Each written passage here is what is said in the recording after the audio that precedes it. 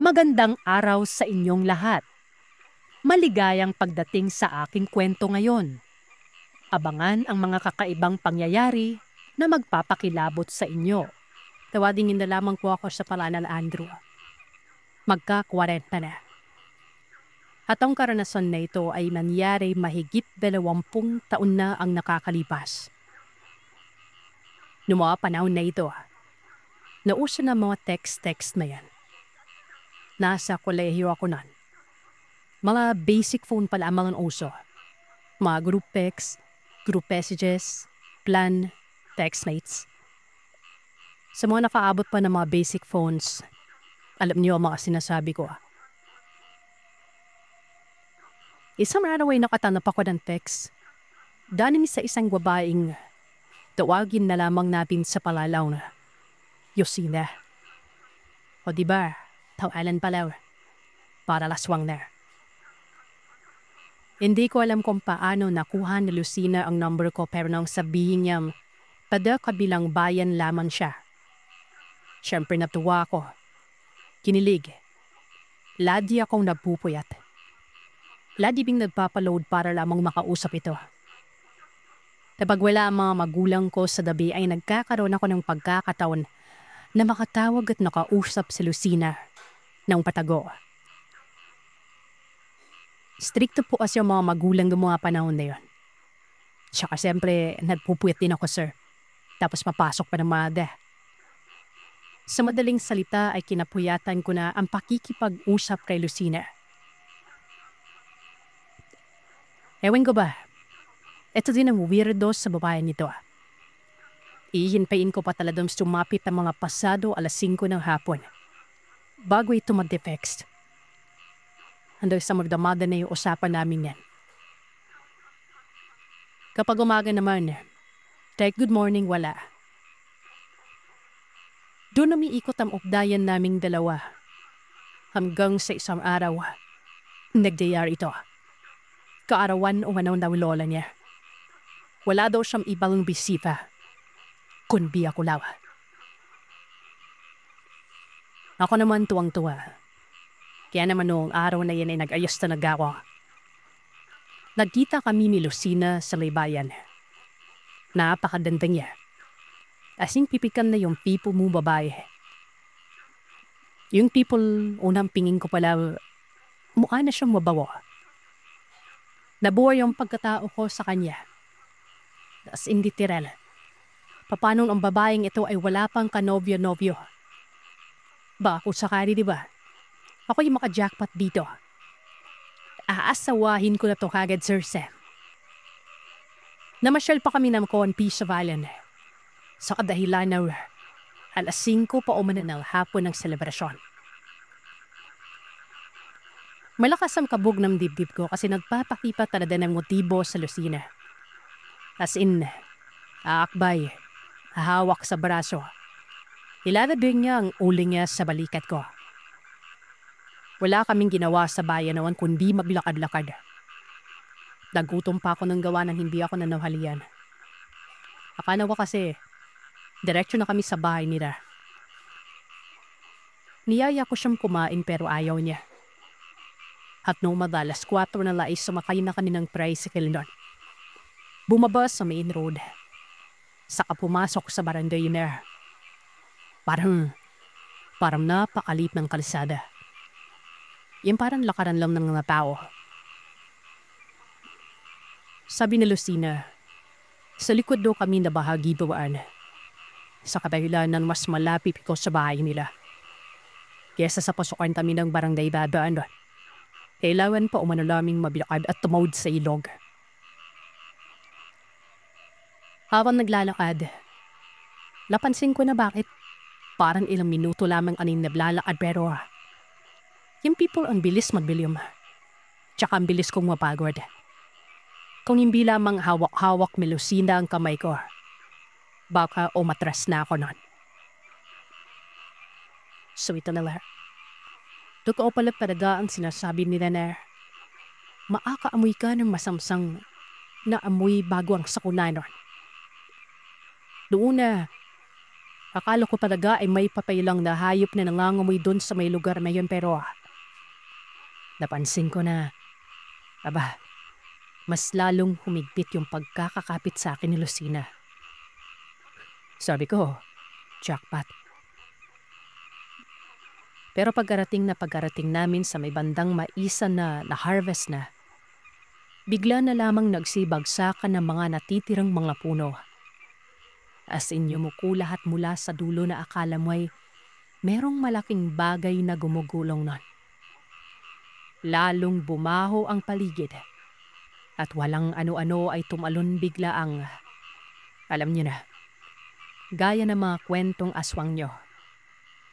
Aso. Malaking asong nangangamoy galis.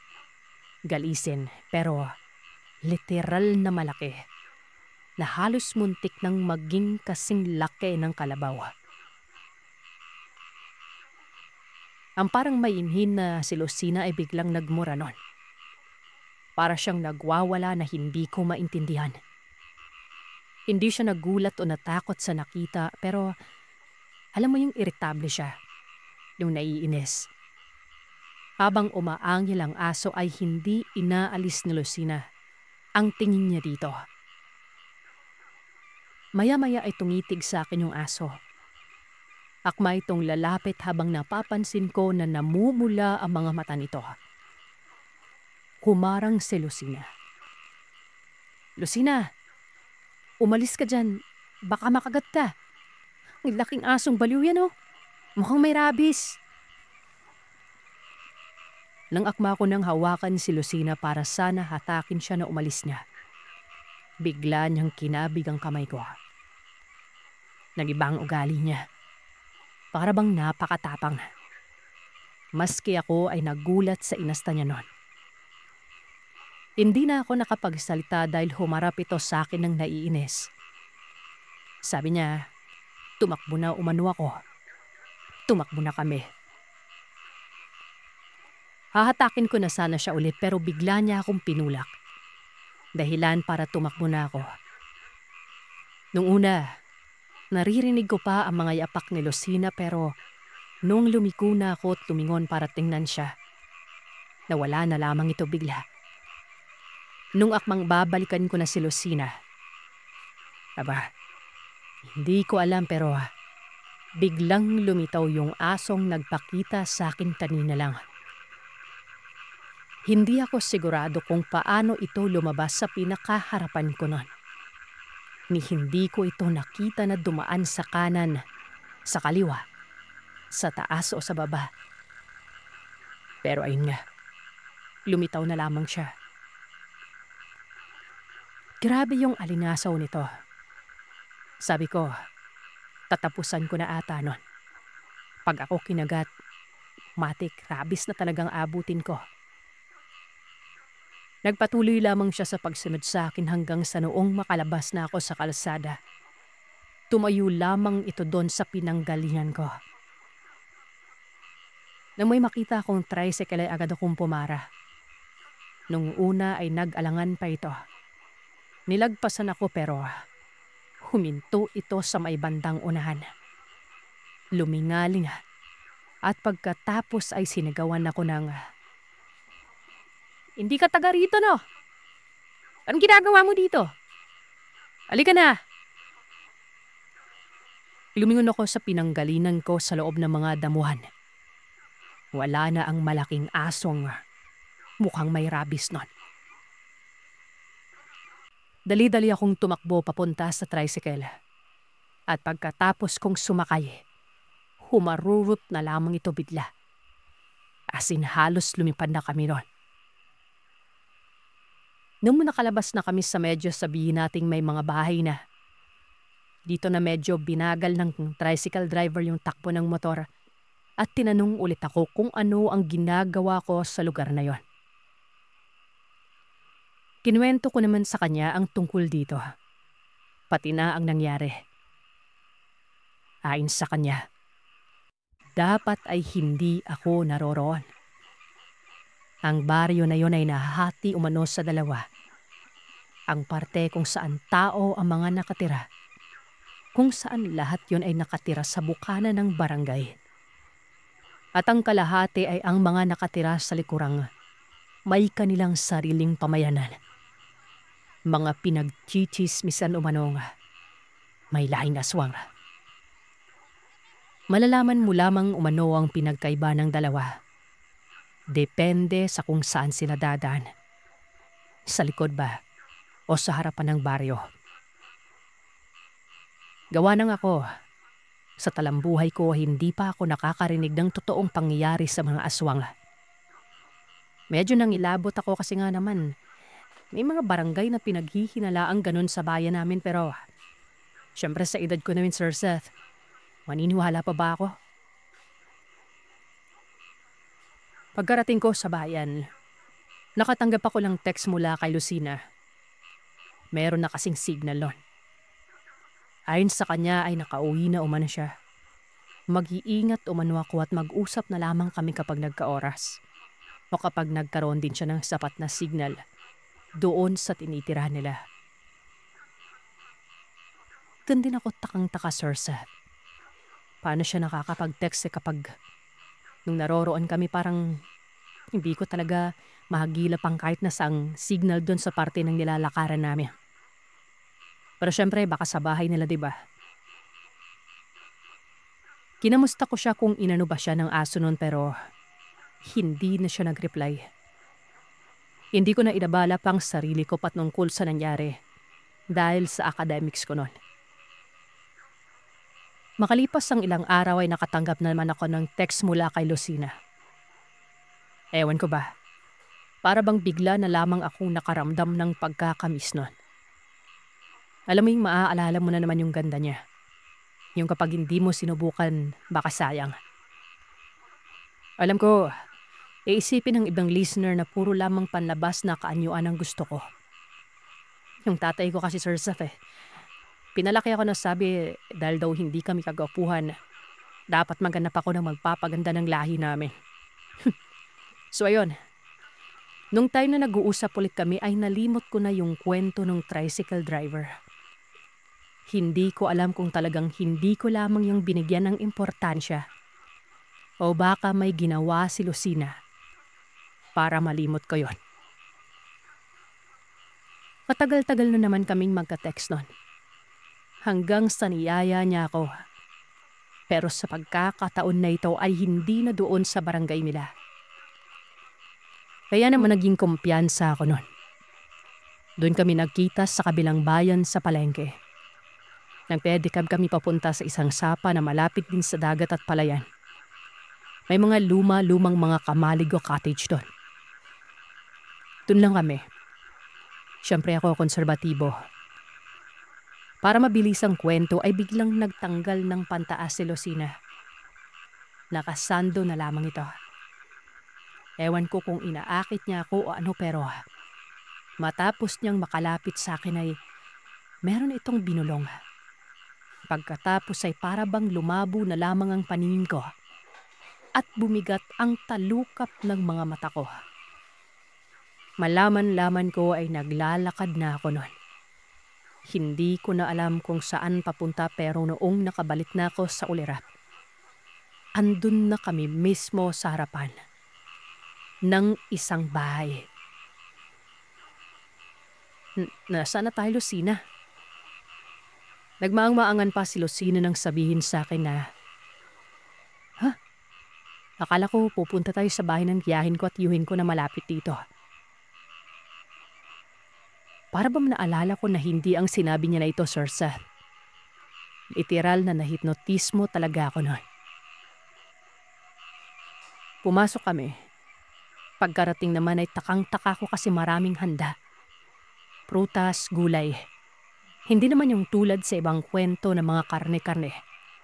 Tapos yayang gawin na talagang ipinagpasalamat ko na lamang. Pero kumain lamang ako ng kumain. Parang wala ako sa wisyo na sumusunod sa kanya. Sigurado akong gulay ang kinakain ko noon. Dito ay unti-unti na para bang nagising ako. Hindi ko alam kung pampasama o pampaayos ng ulirat ang kinain ko pero pakiramdam ko Lalipasan lamang ako ng gutom nun. Maya-maya pa, pagkadighay ko, gising na yung diwa ko. Nakahawak na maigi sa akin si Lucina. Maraming tanong ang mga tiyuhin at tiyahin niya. Tiningnan ko ang oras.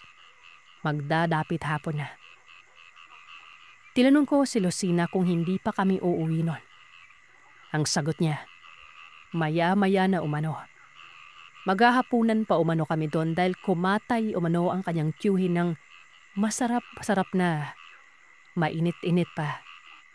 Na ito na nga, karne. Kinapa ko ang cellphone ko para mag-text o i-update ang mga magulang ko kung nasaan ako noon. Walang signal. Hindi naman katakataka. May mga parte naman na ganun sa probinsya namin. Ibinulsa ko na lamang ang cellphone ko. Nagpatuloy pa kami sa pag-uusap noon. Hanggang sa walang ano-ano ay sinabihan ako ng tiyuhin niya na samahan umano siya. Kukuha umano kami ng karne sa likod ng bahay. Yung kinatay niya. Sumunod naman ako noon. Sa likod bahay nila ay naroroon ng maliit lang na parang kamalig o bahay-bahay na pagbukas mo. May mga nakasampay na mga karne. Bukod sa merong sariwang bagong katay lang, merong mga tapa na. May tanong ko naman kung buti hindi nasisira ang ibang karne na sariwa pa pero meron pa akong nahawakan na mainit-init pa noon. Sagot naman niya, hindi naman. Ginagawa naman umanong tapa o hindi kayo ginagamit na pinapain sa mga bayawak. Medyo malaki ang karne na binuhat namin pero mainit-init pa ito. Parang bago pa kahit na wala naman akong nakita o narinig na kinakatay kanina. Sa kalagitnaan ng pagbubuhat namin ng karne, meron akong narinig. Alam mo yung boses ng batang umiiyak. Napalingon ako sa pinanggagalingan ng iyak nun.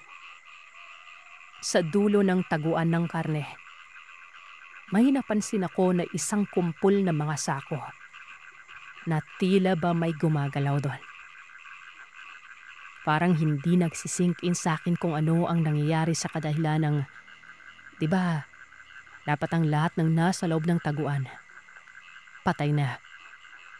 Pero bakit may nakasako? Bakit may gumagalaw? Bakit may umiiyak? Hindi ko alam kung napansin ba ako ng tiyuhin ni Lucina pero bigla na lamang akong tinapik at sinabing ilatag na namin sa lamesa ang karne para makakuha na ng parte na lulutuin nun. Nang ilatag sa lamesa, sabi ng tiyuhin, ako na ang humiwa sa bandang tiyan. Umalis ito, pabalik sa may taguan ng karne nun. Tamang-tama namang pagkabalik niya ay may nahiwa na ako. Ibinigay ko sa asawa niya at binalik na namin ang karne sa loob. Nagulat ako ng pagkapasok namin doon. Wala na yung mga sakong may laman sa dulo. Hindi ko alam kung saan yun pero mabilis lang kami doon. Umalis na kami at agad-agad niyang sinarado ang pintuan. Wala naman akong naaamoy na malansa o ano na kahina-hinala pero matapos kong makita yon ay hindi ako mapakali. Dahil sa pamilyar at alam ko naman ang lugar ay naisip ko na sana matext ko man lamang ang mga kakilala ko kasi ang pagkakaalam ko, kapag ginabi pa kami doon ay mahihirapan na kaming makahanap ng masasakyan pa uwi. Sabi ko, lalabas muna ako. Maghahanap ng signal. Hindi naman nila ako pinigilan, Sir Seth. Kaya hindi din ako kinabahan pero yun nga, madilim na rin ang paligid noon. May ilaw naman sa labas ng bahay pero alam mo yung bulb na dilaw na mababa lamang yung watts. Ganon. Naglakad ako ng naglakad hanggang sa, ayun, nagka-signal. Isang bar pero Inunti-unti ko pa ang paglalakad hanggang mga ilang metro na ang layo ko sa bahay. Magte-text na ako noon, Sir Seth. Pero bigla na lamang akong nakaamoy ng pamilyar na hindi kaaya-ayang alingasaw nun. At bago pa man ako makareact, ilang patak ng mabahong likido ang dumampi sa bato ko. Naisip ko pa na, ano ba yon? Ulan ba? Pero ang baho ng likido na yun eh. Para akong binuhusan ng isang tabong dagta.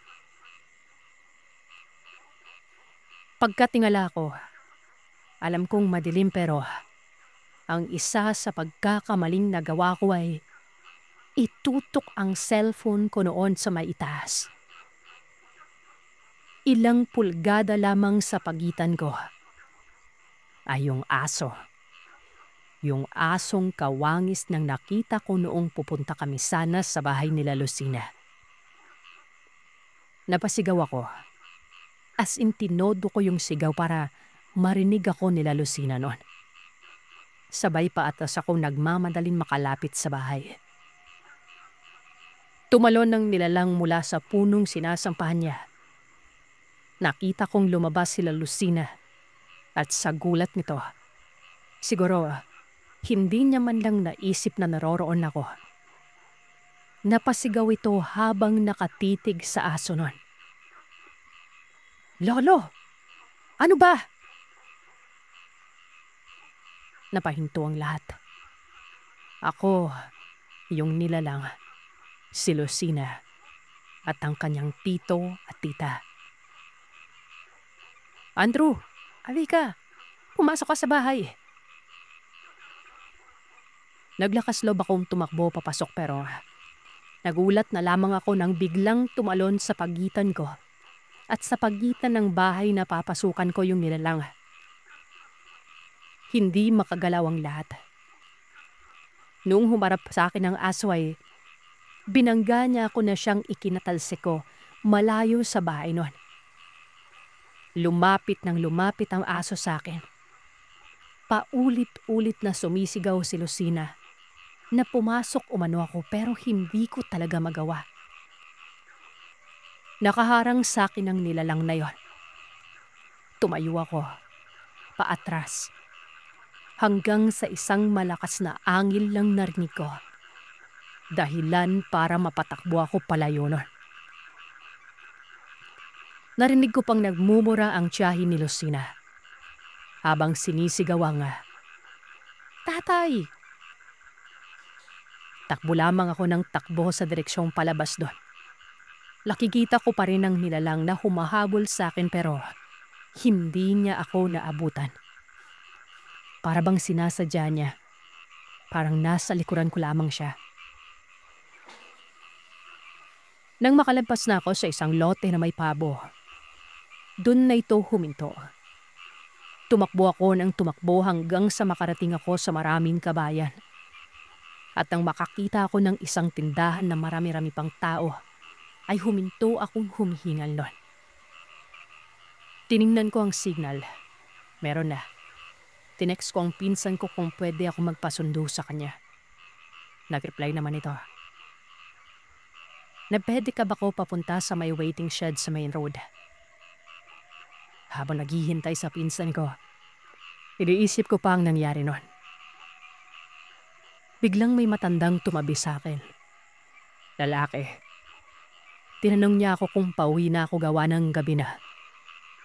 Tumango ako pero meron siyang mga salitang sinabi bago umalis. "Iyo, uli-uli, mag-iingat ka sa mga sasamahan mo. Kilalanin mong maigi bago ka sumama ko saan-saan. Buti at ligtas ka at may nagligtas sa'yo. Kundi, baka isa ka na sa mga karne na nakalambitin sa may kamalig. Sabay lakad dito palayo. Natulala ako nun. Nanindig ang balahibo ko. Ang ginawa ko ay doon na ako lumipat sa poste kung saan merong parang bahay-bahay ng tanod sa tabi ng palengke na salado na. Hanggang sa dumakilong pinsan ko. Nakaangkas na ako at paikot lang pinsan ko para makabalik na. Nakita ko ulit ang matandang lalaking nakapayo sa poste sa may unahan. At hindi ako pwedeng magkamali, Sir Seth.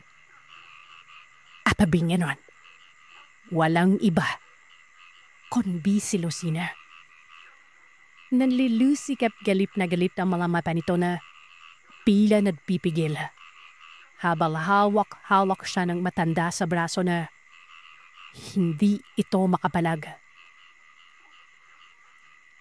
Gusto ko itong ikwento sa mga magulang ko pero hindi ko nalawa. Sa mga pinsan na pipo ko naka-close ko na sabi. Tapawa-tawa pa ang pipo ko pero ayon sa kanya. May mga barangay pa rin angkan ng mga aswal na namumuhay sa panahon na yon. Maswerte man ako dahil sa pininya. Gusto akong biktimahin ni Lucina. Yun talaga ang palala niya. At posibleng ang lolo nito ang nilalaw na pumipigil sa kanila at madligtas sa akin sa kapahamakan. Pero ahit na lapaman, mula noon ay hindi na ako masyadong nakikipag-textmate. At kung nagtataong meron man, hindi ko inabala ang sarili kong makipagkita. Lalong-lalo na kung hindi sa bayan. At dadalhin ako sa liblib na lugar. Huwag niyo na lang po akong pangalanan. Ang karanasan na ibabahagi ko ay nangyari sa mismong kumpare ni Papa. Naitago na lang natin sa pangalang Ninong Tris. Hindi niya po ito totoong pangalan.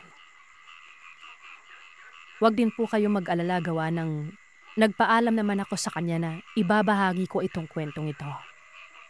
Pumayag naman po siya.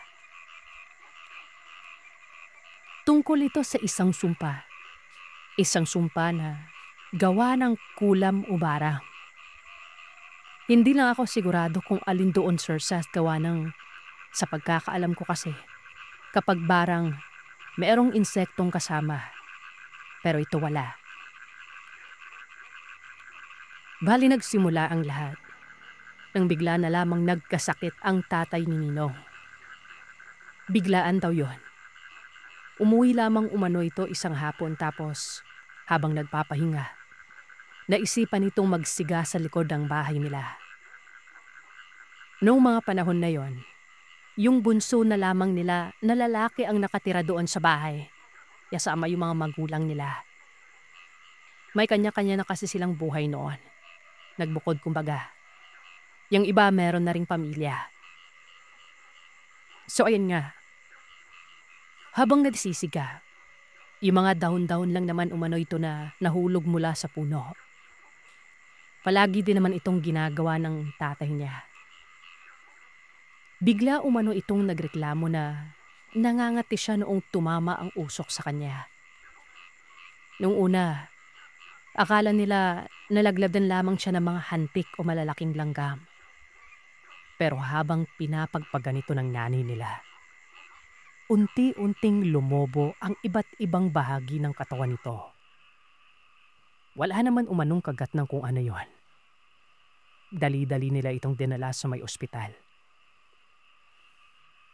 Ang sabi ng doktor, na manas umano, merong nabuong tubig sa baga dahil mahina ang puso nito. Ang ipinagtataka lamang ng doktor noon, paanong naging biglaan ang pangyayaring ito? Gaya ng sabi ng bunso nila at ng nanay nila.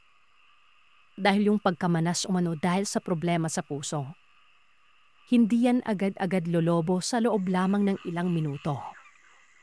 Unti-unti yan. Araw ang aabutin. Tsaka isa pa, walang ganong makitang mali sa laboratorio. Maliban sa puso nito na humina na lamang sa pagtibok. Niresetahan nila ito ng pampaihi para malabas ang tubig sa katawan. Tapos, gabi-gabi umano sa mismong ospital na yon. Nagigising sila. Pati yung mga kasama nila sa ward. Nagigising gawa ng reklamo itong tatay niya. Napaypayan umano siya dahil napakaraming usok sa buong kwarto. at hindi ito makahinga. 3 araw matapos noon, nagtawag na ito ng mga anak niya. Halos lahat naman sila pumunta. Maliban sa panganay, sa pang-4 dahil wala na ito doon sa lugar nila. At sa pang-5 na pinaampon nila para makapag-aral at magkaroon ng magandang buhay. Habang andun silang magkakasama sa kwarto, wala umanong bukang bibig ang tatay nilang ito kundi, "Merla! Asan si Merla?" Noong mga panahon na yun, Sir Seth, may isa sa kanila. Hindi alam kung saan ito pumunta. Matagal na rin itong hindi nagpaparamdam. Pero bakit, di ba? Mamaya mga kagiliw, malalaman nyo rin. Sa 5 araw sa ospital, nag-request na itong tatay nila na iuwi na siya. At dahil sa mukhang hinihintay na lamang din ang oras nito, at siguro gusto na lamang niyang mamahinga sa mismong bahay niya, sinunod nila ito. 7 araw, nagsabi lamang ito, Sir Seth, na iupo siya sa may balkonahin nila. Hisintayin niya daw si Merla. Tapos, doon na ipinabawian ng buhay. Ito ang nakapagtataka noon. Tiba, malas na manas ito. Noong oras umano na pumanaw siya, halos mapuno ng ihi ang sahig ng balkonahe. Mamula-mula na mangipin-ngipim umano ang kulay na iwabas sa ihi na yon. At yung manas na katawalay ng tatay niya, halos maging butot balat na lamang. Uy, pimong buhok mo ito. Lepsilagasan. Marami umano nagbigay ng suggestion noon, Sir Seth, na dapat ay ipinatingin muna ang tatay niya sa manggagamot bago dinala sa ospital.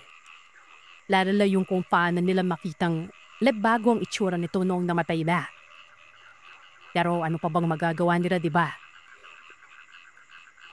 Ikalawa, kakatapos lamang ng 40 dias o 40 days doon lang tatay ni Novis. Nang ang sumunod naman na ikinakbo sa ospital, ay ang pan-anim nilang kapatid noon. Latawagin na lamang natin sa palala, Luis. Galing umano ito sa sabong ng bigla na lamang itong napaupo habang naglalakad pa uwi. Ang nirereklamo niya, narinigas umano ang mga ugat nito sa pagitan ng magtabilang hita niya. Nang mapignan ito ng doktor, mas naging komplikado ang lahat dahil parang pulikat o sprain lang umano ito. At pwede na itong kamutin na lamang sa bahay nila. Lahat naman kasi ng love niya maayos. Ultimo ang hinalan may arthritis ko. Napatunayan wala. Kilagabihan noon, Sir Seth. Habang sa bahay na ito nila si Luis, bigla na lamang itong nagsisisigaw. Nagisingan ito ng asawa nila. Nakaupo sa may higaan nila habang nakaharap sa may bintana. Paulit-ulit na itong sinasabi na pigilan umano yung babae. Nung tanungin ng asawa niya kung sinong babae ang tinutukoy nito, sabi pa naman, meron umanong babaeng pakanta-kanta sa harap ng bintana. Kaya nga nagising siya gawa ng akala niya umaga na. Pagkasilip umano niya ng bintana, Sir Seth, nakita niya yung babaeng ito na purong nakaitim umano. Nakataip ang mukha. Tapos, nagsindi po ng kandila sa kung saan ito nakapayo. Wala namang nakikita ang asawa niya na kung ano o sinong nabisising din doon. Wala bintang dila. Ilang gabi na doon, Sir Seth. Paulit-ulit na nagreklamo ang lalaki nito. Paayin naman na yung kandila bago pa maupos. Napatakot daw siya kasi ang sabi umano ng babaeng nakaitim, Sa oras na maupos ang kandilan ito, mawawala na rin siya sa mundo. Yun lang Panada, walang kandila. Pero ang napapansin ni Lorne, habang dumadaan ang araw, hindi lamang ang hita ni Luis ang naninigas, pati na rin ang bandang taas ng pusod at tiyan nito. Sa palapdong gabi na napanaginipan ulit ng lalaki ang kanbilan yon, nagdesisyon na silang magpatawag ng manggagamot. Kumpirmado, kulam at sumpa ang nabigay sa pamilya ni Ninong Chris. Noong mga unang parte ng pangkagamot, malabu-labo pa talaga ang nakikita ng albularyo na ito. Pero ang nakakasigurado siya noon, isa-isang nilagyan ng tanim o tanda ang mga pinatawag na puno, leader, o sa madaling salita, talalakihan sa bahay nila. Malaki umano ang galit ng gumawa nito. Pero ang isang ipinagtataka nila Ninong sa sinabi ng manggagamot, nagawa nitong palibutan ng dasal, sindihan ng kandila, taniman ang dapat taniman ng tanda, at paikutan ng lubid o tali ang buong paligid ng bakuran at bahay. At naghintay na lamang ng tamang panahon para magkabisa ang ritual na ginawa nito. Plano umano nitong ubusin ang mga binigyan ng tanda. Sa pagkakataon na yon, para nga daw bumigat ang pakiramdam ni Ninong, kumaga lumaki ang ulo niya sa nalaman.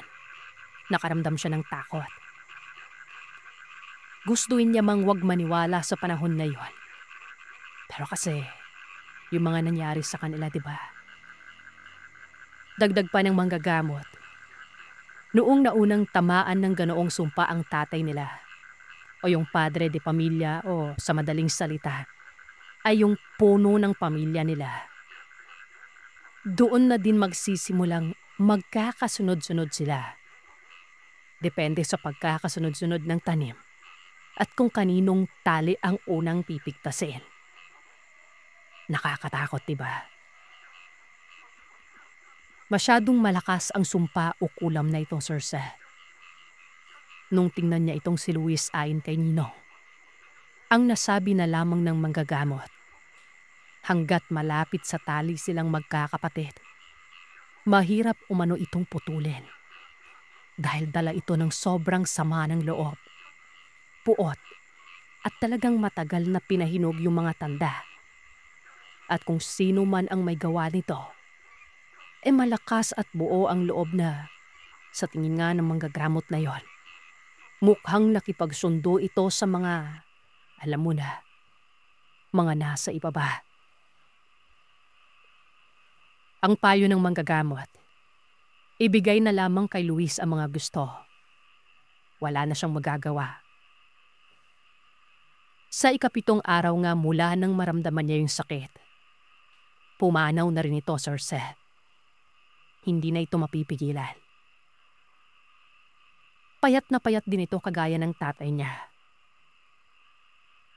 Matapos ang lamay, pinayuan si Ninong Chris na pangalawa sa magkapatid, si Lucio na pangatlo, at ang bunsong si Marco na tumawid na ng dagat hanggat maaga pa. Magpakalayo-layo. Ito lamang ang naiisip ng manggagamot noon na pwedeng makaligtas sa kanila sa sumpa ng kulam.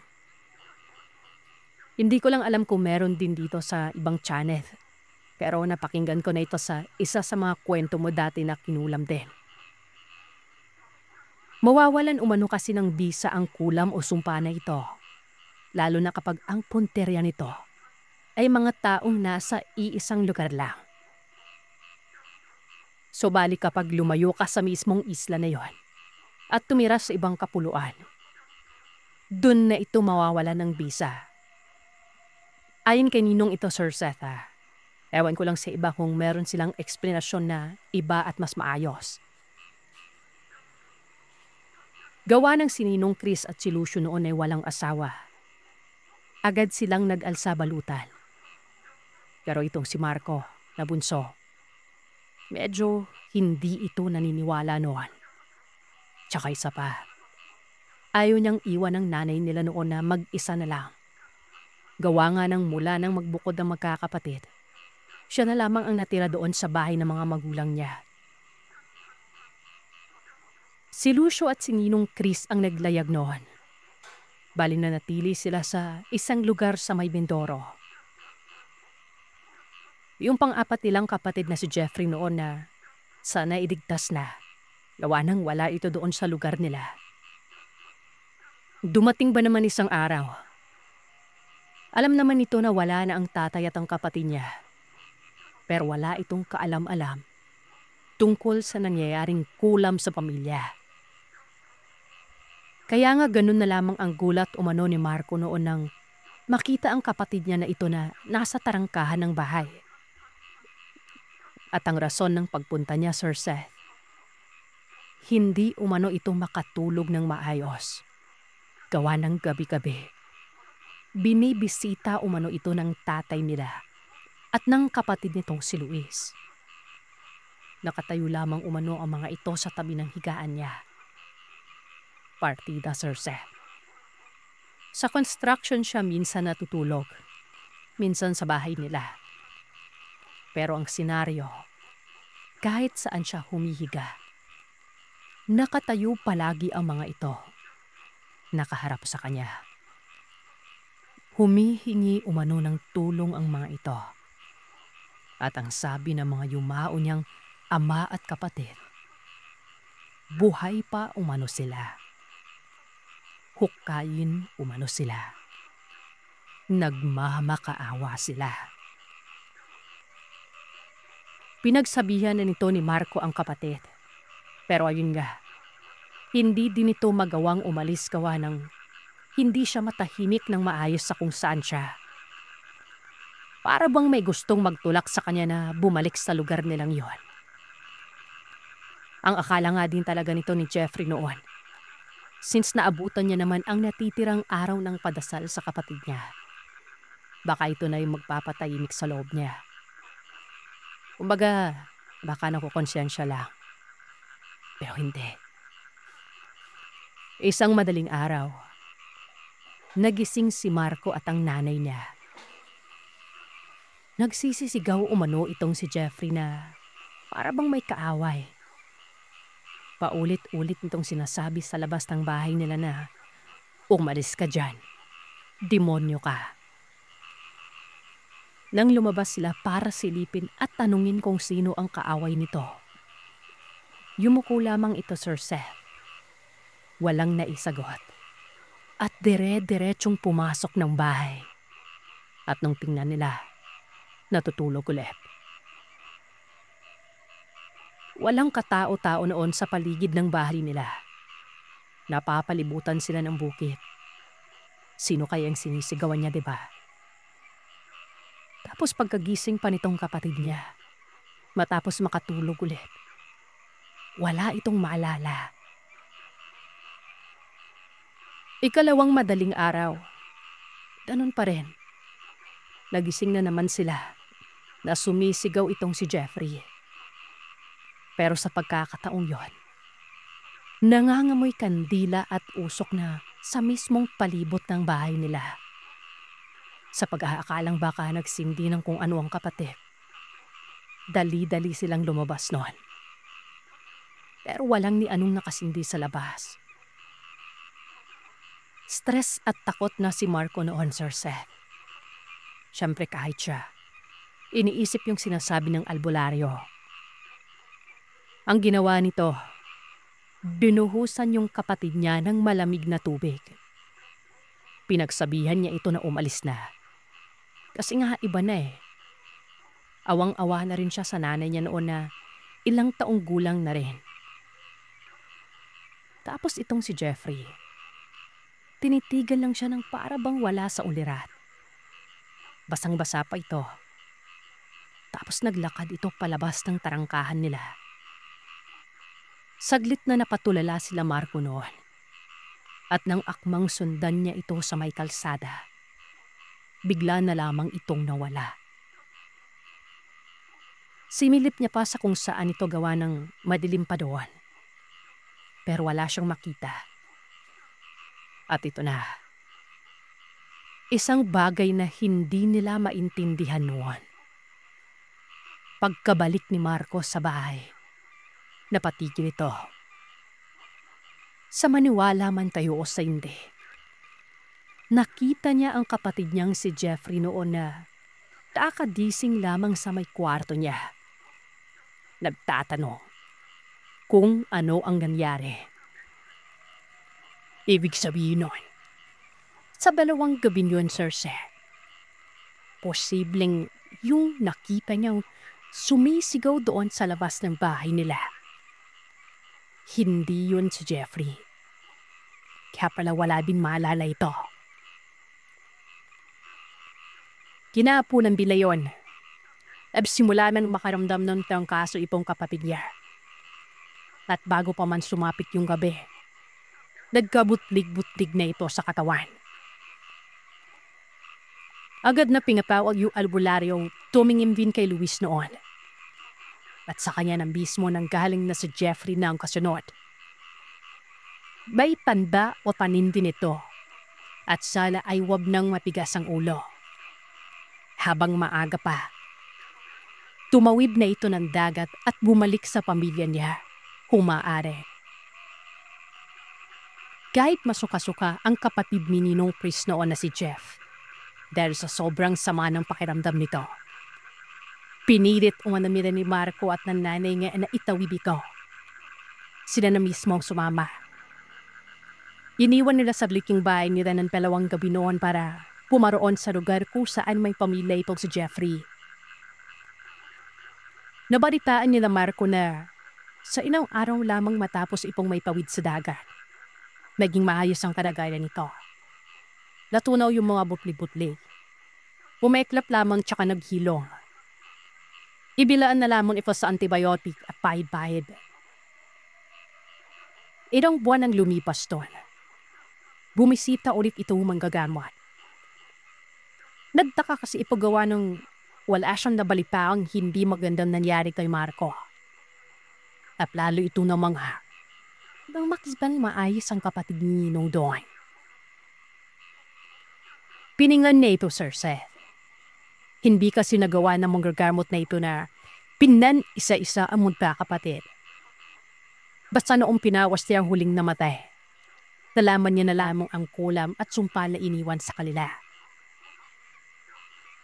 Nung tingnan nila ito, doon niya nalaman na walang tanim o tanda si Marco. Sinadya biniko sa Mindoro si Ninong Chris at si Yusho. At noong mga panahon na yon, ay may mga maayos na trabaho na at magkakilala na si Ninong at ang papa ko. Tiningnan din dalawa doon. Si Ninong Chris, wala ding tanim o tanda ng sumpa. Pero si Lucio, meron. Yung pandima, si Danny yung inampon. Hindi na nila yun nakakausap. Pero malakas ang kutob ni Ninong noon na wala din itong tanim o sumpa. Bakit?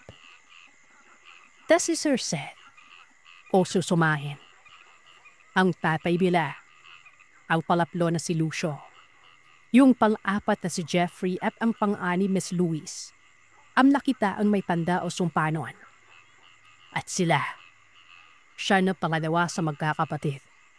Ang palyaman si Danny at ang bunso na si Marco. Wala. Ganito kasi ipinagtagpi-tagpi ni Nino ang nangyari noon. 7 magkakapatid sila Ninong Chris. 6 sa kanila, lalaki. Nag-iisa daw ang panganay at babae pa ito. Si Mirla.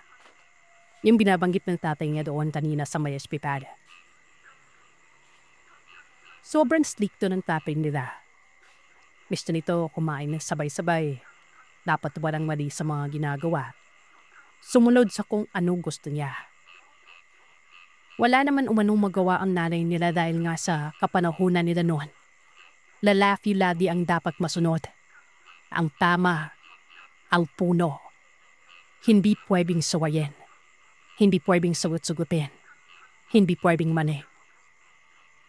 Sa modo nun ang tatay makakarelate tayo dito. Ayos naman sana ang gawin, Sir Seth. Dahil syempre, gano'n naman talaga ang mentalidad ng mga tao noon, di ba? Pero ang kaso, buod sa pagiging stricto nito, matindi ang ginagawa nitong pagdidiskrimina o pangmamaliit sa nag-iisang anak niyang babae. Bantay palagi ang galaw ni Merla doon. Ultimong ang nanay nila. Ang tingin ng tatay niya dito taong bahay lang. Hindi niya ito pinapayagan na lumalabas-labas maliban na lamang kung kasama siya o pupunta ng simbahan o palengke. Kahit perang kinikita, itong tatay nila yung nagtatago. Nagbibigay na lamang ng sapat na budget sa asawa kapag namimili. Hinahanapan pa ng sukli.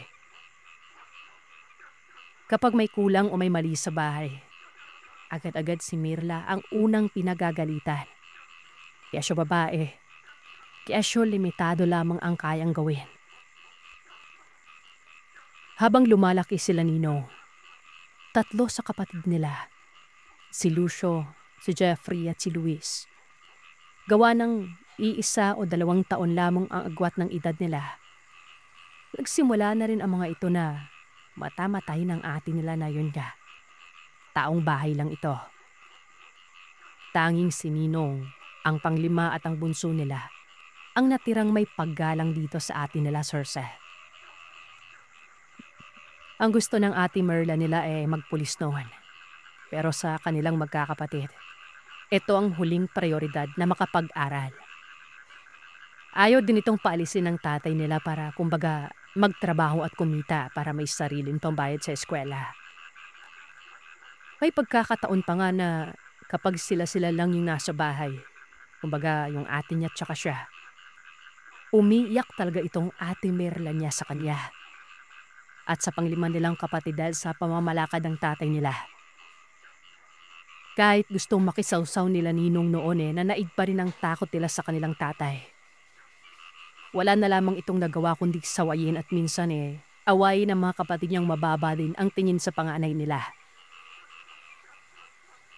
Hanggang sa isang araw, ang dahil sa isang plastic ng fertilizer na pinangkakapote nilang nakasabit sa tabi ng lutuan, na hindi sila sigurado kung tumalsik o naabot ito ng apoy. Pero dahil nga dito, gumapang ang apoy sa isang parte ng pader ng kusina nila. Naapula naman umano pero sandamakmak na masasakit na salita ang natanggap ni Merla noon sa tatay niya. Napaulit-ulit pang pinapamukha sa kanya ng 3 niyang kapatid. Kitang-kita ni Ninong Chris noon yung alam mo, grabe yung sakit sa mukha ng ate niya. Sumagot umano ito sa tatay niya na siyang mas lalong nagpainit sa sitwasyon. Umabot pa sa puntong maski silang magkakapatid halos pagsuntukan na dahil sa mayroon silang kani-kanilang kinakampihan. Kung hindi pa nga daw ibinato ng nanay nila yung itak sa tapat nila. Tapos umiyak ito at sinabing magpataya na sila. Hindi sila tumigil. Magmula noon, Sir Seth, wala nang imik ang ate Merla nila. Ginagawa lamang nito yung mga dapat na gawin sa bahay. Para bang tanggap na niya yung mga sinasabi ng tatay niya. Kung nakakagalitan, yumulukula. Ibang-iba ito sa dating ate niya. Ultimong sa kanila. Hindi na ito nagkikwento pa. Nung una, akala niya nga may sakit ito dahil unti-unti itong pumayat. Nanlalalim ang mga mata na para bang palaging puyat. Pero hindi katagalan. Bumalik naman yung laman nito. Ayon naman sa kapatid nitong si Marco na bata-bata pa noon at madalas maiwan sa bahay kasama yung ate niya. Noong kapanahunan ng sakahan at madalas wala sila sa bahay. Ang ginagawa umano nito ni Merla, pumupuslit ito at pagkabalik ay magtutunaw ng mga gamit na kandila na hindi alam ni Marco kung saan niya nakuha. Pinuhulma niya ito sa kawayan. Ibebenta niya daw ang rason. Pero ang ipinagtataka ni Marco noon, hindi naman nakakalabas yung ate nito. Kusa na lamang nawawala ang mga kandila na yon. Noong umabot ng 20 anyos si Merla, nawala na lamang ito bigla. Pero may iniwan ito na sulat na para lamang kay Ninong noon. Ayun nga, nagpaalam ito na aalis na. Bagyo din maayos umana ito sa pupunta niya. Sabi pa nito kay Ninong, mag-iinap daw sila. Huwag na siyang hahanapin. At wala na rin naman siyang babalikan. Indis na makoncern siya ang tatay nila noon. Lalo umanong nadari ito sa happy nila. Pinawag itong walang utang na loob at pinagbintalan pa na baka nagtanan. Ayaw man isipin ni Ninong pero malakas ang kutob niya na api niya ang may gawa noon. Nang sumpa. Bagay na ikinalungkot niya. Dahil sa alam niya ang magiging kapalit nito. So ayun Sir Se, yung napira sa may tanda, si Lucio at Jeffrey. May mga pagkakataon pa mang napapanaginipan pa rin ng dalawang ito. Ang yumao nilang tatay at kapatid. Lahirap na hirap umano. Kumbaga, kalbaryo na nila ito habang nabubuhay sila. Ipinapasalamat na lamang ni Ninong noon na kahit papano, hindi sila binamay ng nanay niya at ng mga kapatid niya. Siyang tunay na rumerespeto at nagmamahal sa ate nila, si Merla. Ako po si Carolina. Buhat sa Iloilo. Bikado 90 ng malyari ito. Sikap noon sa aming lugar ang yugawan ng isang matandang babae na tawagin na lamang lapin sa pangalang Aling Asoy. Maraming suki ang kumakain sa kanyang tindahan noon. Umabot na rin man bikada ang kanyang lugawan.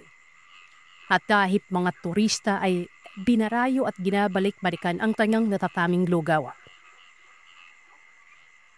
Hindi namin alam ang kanyang mga samkap na ginagamit noon para mapanapiling katakam-kafamang lugaw na yon. Tila isang sikreto na kailanman ay hindi nga isinisiwalat o ibabahagyo sa kahit na sino man sa aming lugar. Umulan man o umaraw, marami siyang suki at sa panaday ko ay yun ang dahilan kung bakit napatapos niya sa pag-aaral ang kanyang mga anak at nakapagpatayo sila ng malaking bahay. Medyo malapit ang bahay namin sa kanilang lugawan. Kaya mabilis akong nakakalaping doon para kumain ng lugaw.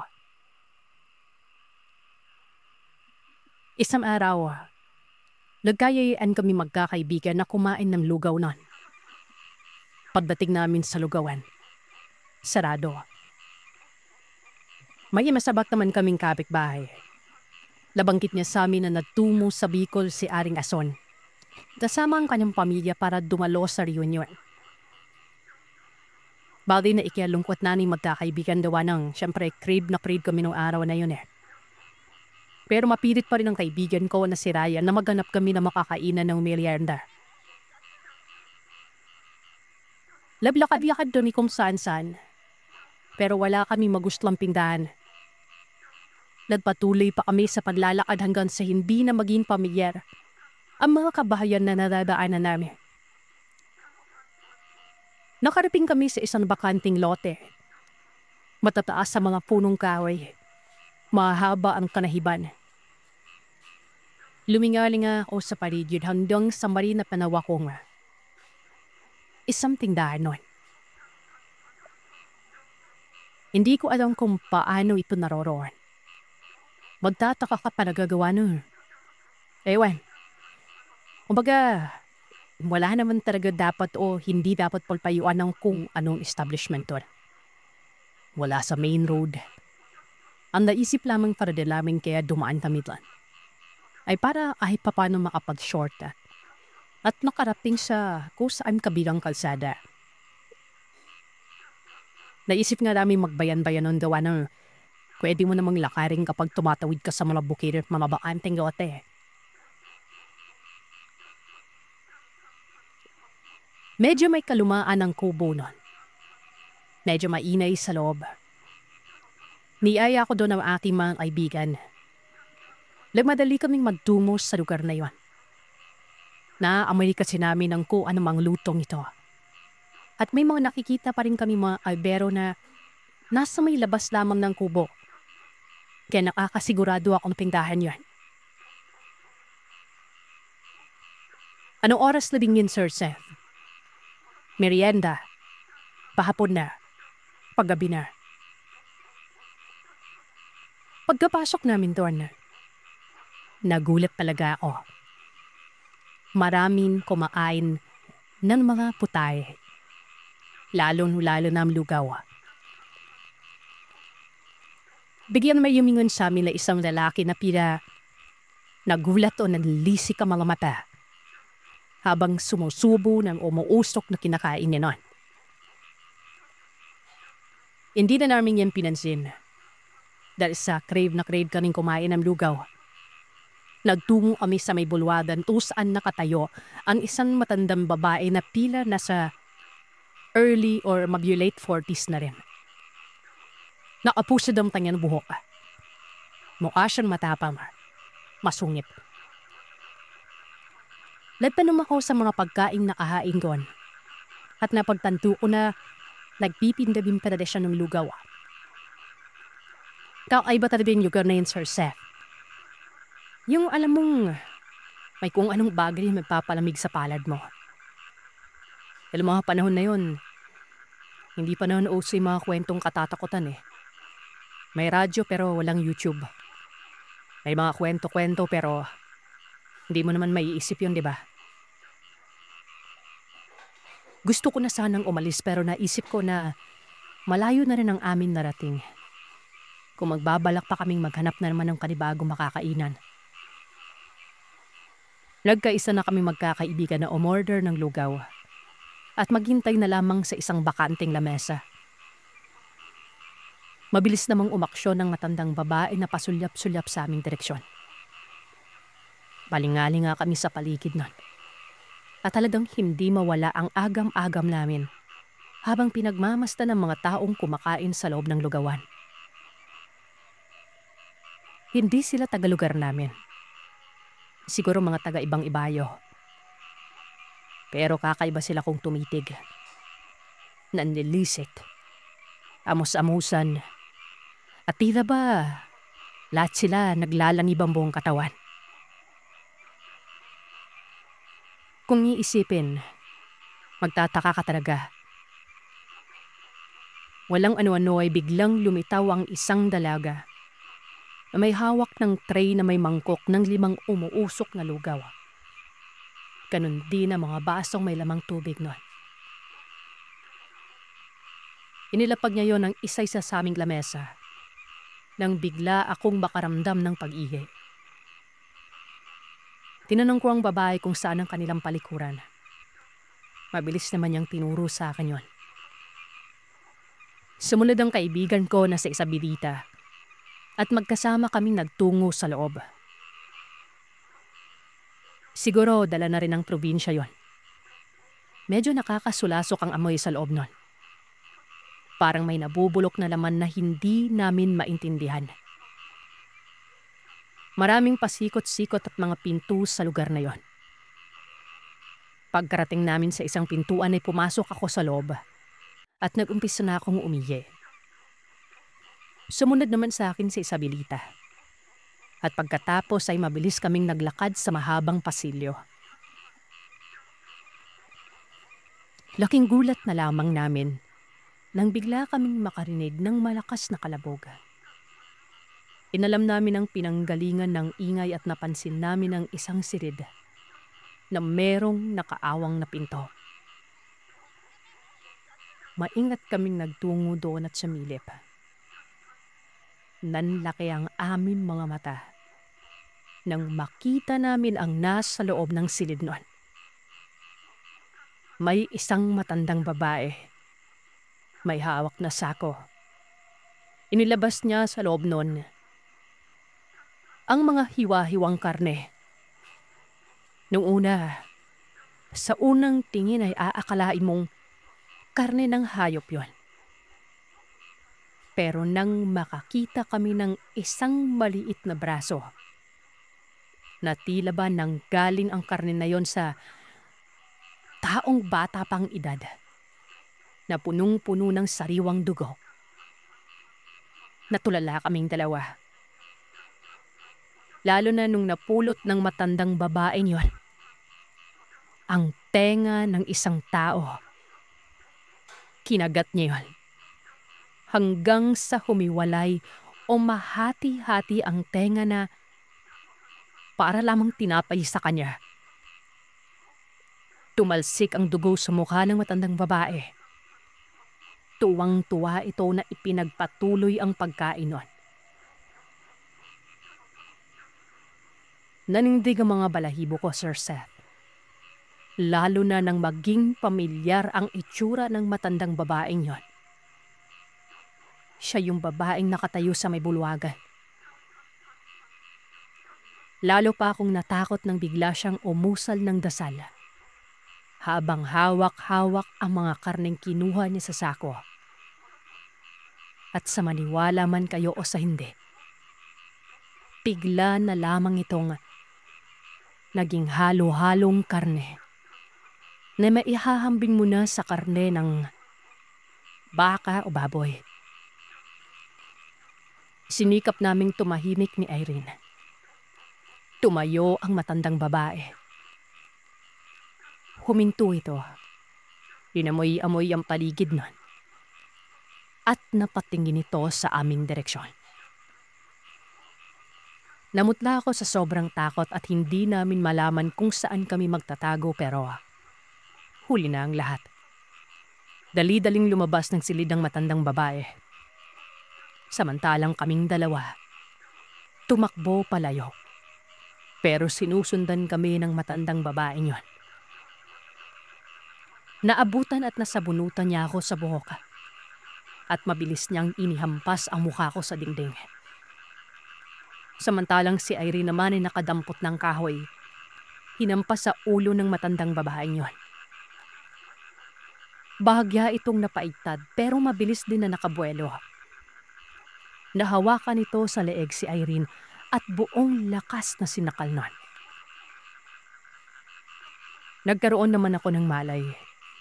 Kagad kong kinuha ang kahoy at hinampas ko sa tigkabilang tagiliran ng matanda. Kasabay noon ay ang paghampas ko sa bandang ulo, na siyang dahilan kung bakit nabitawan niya si Irene at napalugmok ito sa may sahig. Hilawakan ko ang kamay ng kaibigan ko at walang lingon-lingong kumaripas kami ng takbo. Hindi ko na inalam kung nasundan pa kami ng matandang babae. Basta ang mahalaga sa akin nun ay makatakas kami sa liblib na tindahang yon. Nung makalabas kami sa pinto ay inabutan naming kakatapos na kumain ang aming tatlong kaibigan. Dumukot ako sa bulsa ng pera. Pinilapag ko yon sa lamesa. Inutusan ko ang aking mga kaibigan na lumisan sa lugar na yon bago pa bumalik ang matandang babae. Lumingali nga kami sa paligid ni Irene. Wala pa doon ang matanda. Napansin din namin na wala nang ibang kumakain sa lugawan kung hindi kami lang. Naguluhan sa aming dalawa ni Irene ang kasamahan naming mga kaibigan. Tinanong nila kung bakit namumutla at humahangos kaming dalawa pagkatapos na magtungo sa palikuran. Hindi ko maipaliwanag sa kanila ang nangyari dahil parang umurong ang dila ko noon.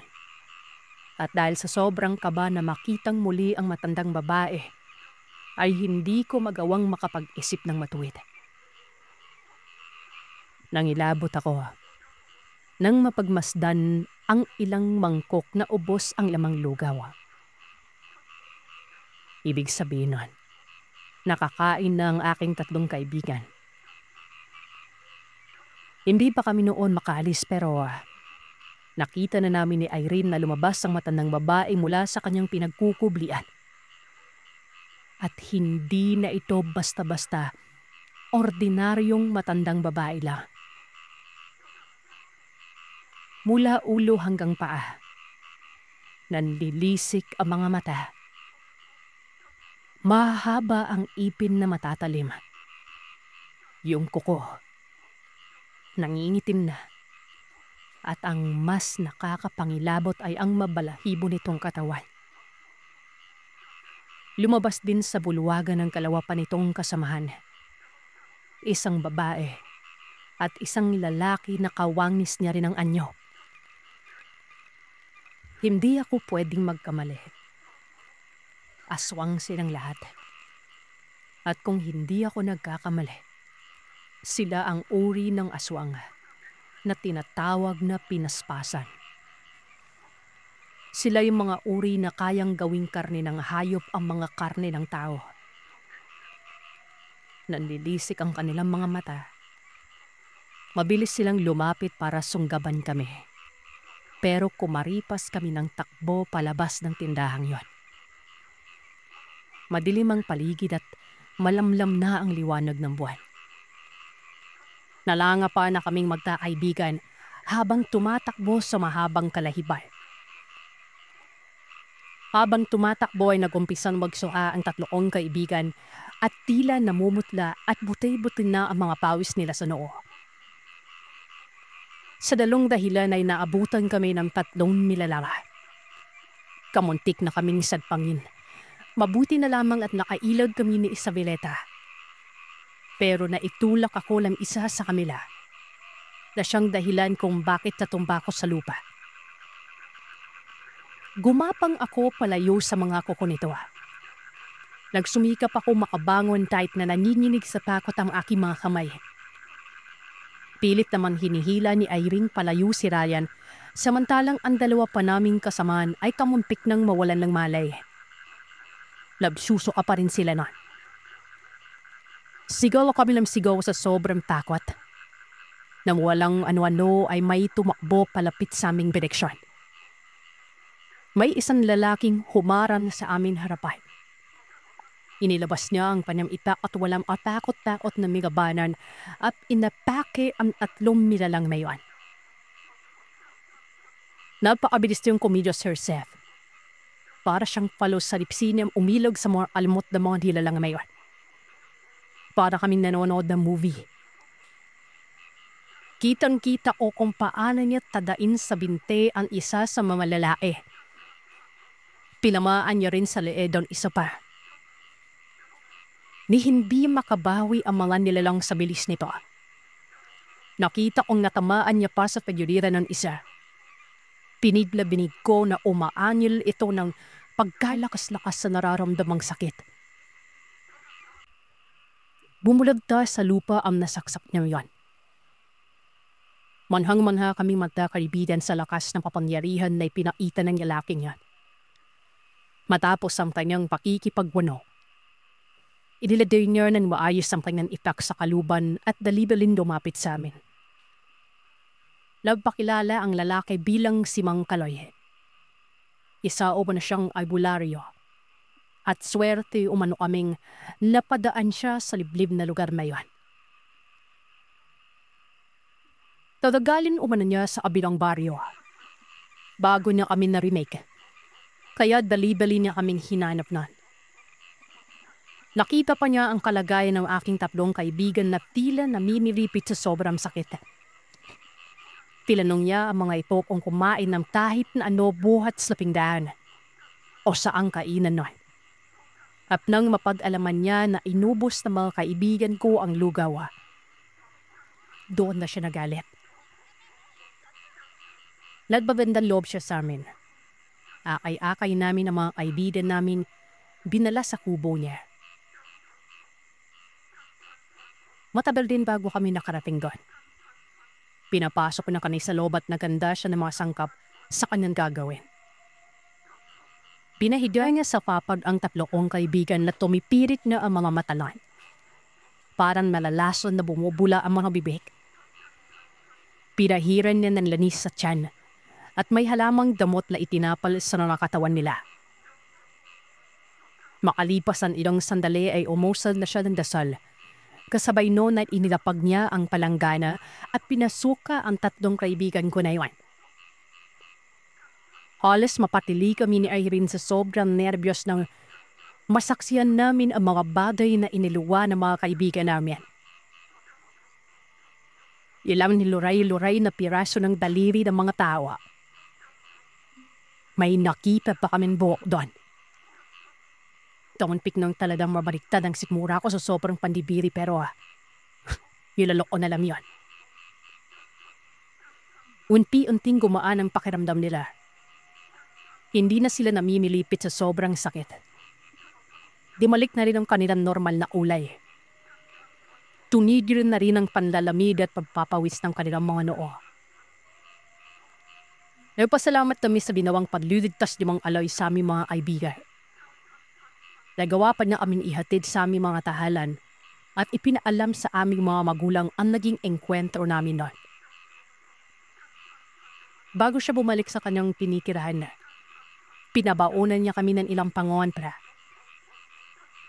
Katakot-takot na panilermo at pangaral naman ang inabot namin sa aming mga magulang.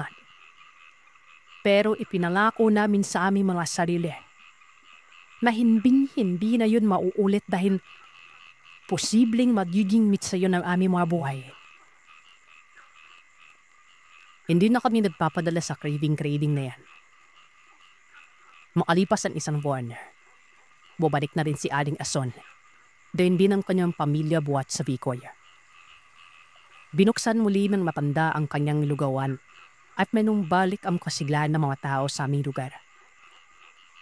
Lapuno ng kasiyahan ng mga suki at nagpatuloy sila sa pagtangkilik sa masarap na lugaw ni Aling Ason. Wala na rin kaming nabalitaan ng aking mga kaibigan tungkol sa lugawan sa bahaging Palahiban. Ipinagperabay ko na lamang na dahil sa baka napuruhan o natakot na ang may-ari nun.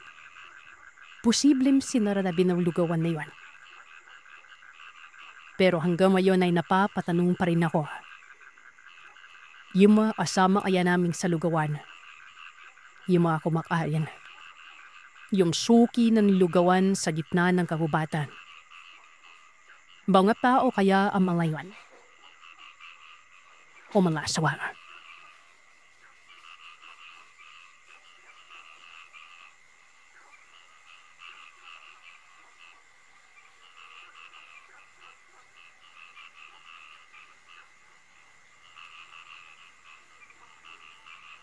Ako po si Veronica. Kasalukuyan akong isang call center agent sa Manila. Dito din sa Manila, sir. Kailan dapat expected natin na crowded at maraming tao, ay hindi ko aakalain makaaranas ako ng mga bagay patungkol sa mga aswang. Late 90s na mangyari ito. Noong mga panahon na yun, siyempre nag-aaral pa lang ako. Gabi nun, pagkapasok ko sa loob ng sasakyan ay uhupo ako sa bakanting upuan. Agad kong napansin ng isang babaeng nakaupo sa katapat ko na pipig sa akin nun. Nakaupo ito sa pagitan ng 2 lalaki. Hindi maalis sa tingin ko ang babaeng yan.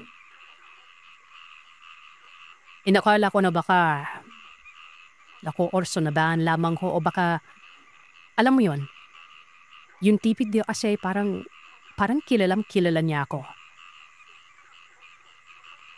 Hindi ako mapakalinon sa aking kinauupuan. Pakiramdam ko kahit saan birit siya na ako pumwesto. Susundan pa rin ako ng tingin ng babaeng yun.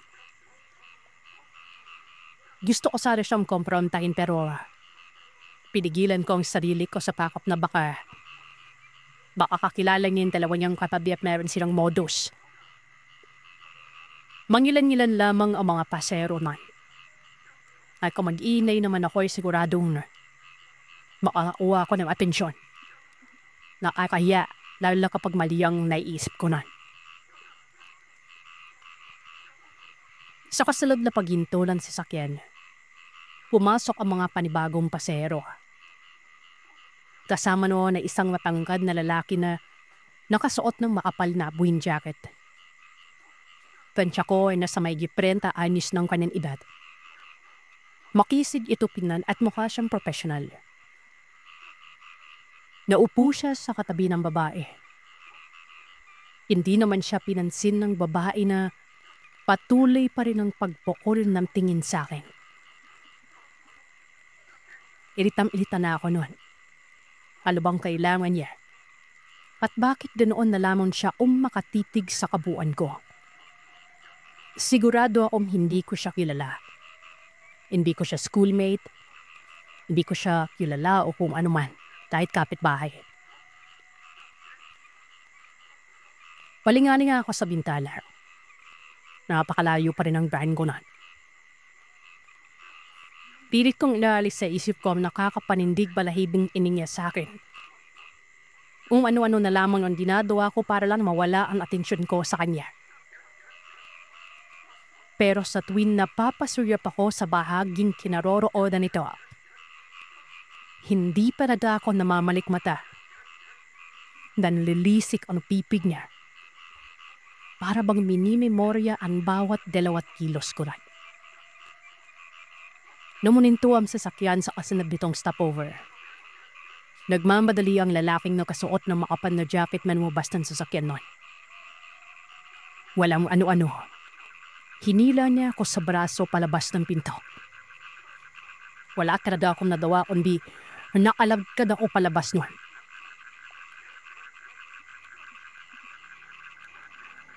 Umalis ang sasakyan. Naiwan kaming dalawa na naturang lalaki at doon nag-umpisa akong sumigaw sa sobrang takot sa kanya. Bigla akong inalug-alug ng lalaki at nabuwi ka ng, "Ma'am, pasensya na. Kumasama ka dahil hinihigpas lang kita. Hindi ko sinasadyang takupin ka pero kailangan kita na mailabas sa loob ng sasakyan ngayon. Pansin mo ba rin babaeng katabi ko? Yung nakaharap at nakapipig sa'yo. Kasama yung 2 lalaking katabi niya.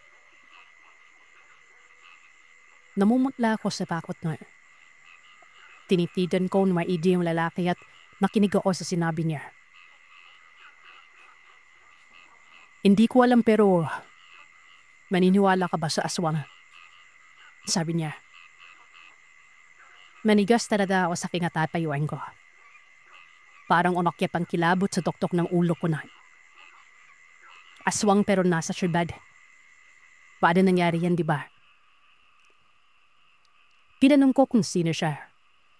At kung paano yun na lamang aswang ang mga pasero, nakatapatan ko lang. Nagpakilala naman itong lalaking ito. Ako si Timoteo. Dahil ka paano, sabihin natin may kaalaman din ako sa madanong uri ng nilam.